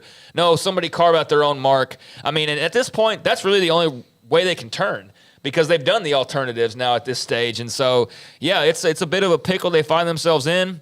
They're better equipped to deal with it than a lot of other schools would be. But, it's a bit of a mess, and they only had themselves to blame with that Jimbo contract, but I know that's what they had to do to get him in the first place, but it has not worked out like they thought. Go find somebody that fits and can, cultivate what you have and perhaps just in the, chipping away the hard way. And winning, when you get to that point of winning, it's not just with a bunch of bells and whistles and perhaps with whatever. Also, someone who's fun, man. Jimbo's getting beat a bit of a buzzkill. I say this before, tell me if I did. I watched his post game the last couple of weeks, and he spends the first 15 minutes basically going over every single situation during the game. Neil Brown does that too. Rather than actually just giving a statement and taking questions and then moving forward. I think he does that because he's trying to explain why he didn't make he's hoping people, he's trying to explain why, I know that everybody else in the country is going for it on fourth down when they're at the opponent's 39-yard line, but I'm not going to do that. I'm going to punt because I'm expecting the other team to come out in the wishbone for some crazy reason. I think the idea to hire him and the investment was brilliant on the surface, and initially it's like, hey, that's a big swing with a big stick, but it's not working to the levels that they thought. And I said Neil Brown a second ago. I've seen at least a couple of his press conferences where he comes in, he goes like play by play almost. I don't know if he does that every week, but his wasn't filibustering. I think that's just what some coaches do, kind of do that. They go over the game initially, but I think in Jimbo's case, given the results and whatnot, it probably is a little bit of filibustering. And it's interesting you say that because that's been the thing with Dave Aranda. It's one thing when you're losing. It's another thing when you're losing and you're not having any fun whatsoever. There's nothing to really rally around. And so, that is something that can be a double whammy of sorts for you if you're Jimbo Fisher and your personality is not the most lovable while you're also losing with those big checks that you're cashing. One quick note from the chat room from Brock. Good to have you. The Big 12 is back to being unpredictable, and I love it. All of a sudden, Oklahoma State looks like a Big 12 championship contender. Not sure about a contender, but they're in the mix. They're in the mix. And they play West Virginia, who was in the mix. And then they lose on that Hail Mary, and it's going to be fun to watch the grind of how the standings eventually, how it all works out in the end. What a win for Houston that was, though. I mean, they desperately needed that, and they're in that weird situation where they don't even want Holgorsen, I think, to be winning any games because it goes against what they want. They want a new coach, I think, a large portion of their fan base, but that was still a great win, snatching victory from the jaws of defeat, a great throw by Donovan Smith, and a great play to come down with it. But, we started the week with a Hail Mary, ended the week with a Hail Mary with Colorado State and Braden Fowler Nicolosi, who's a Texas guy, and the Big 12 is wild and unpredictable, like you said. By the way, Joey Foster sent me a text over the weekend, big West Virginia fan. He's retiring from what he does. He's in the podcast business so we can spend more time with his wife who suffered a heart issue, as she's okay. But I wanted to say, hey, Joey, we're thinking about you and your family. The 365 Sports tonight at 10:30 on the CW, every weeknight at 10:30 on the CW. All right, when we come back tomorrow, we'll have plenty more to kind of chew into. In fact, Sam Kahn on A&M, among others. For Garrett Ross and Jack McKenzie, for Paul Catalina and Craig Smoak, for you, our audience, viewers, listeners, Sikkim 365 app and on 365 Sports, I'm David Smoak, and thanks to our sponsors. Have a great Monday night.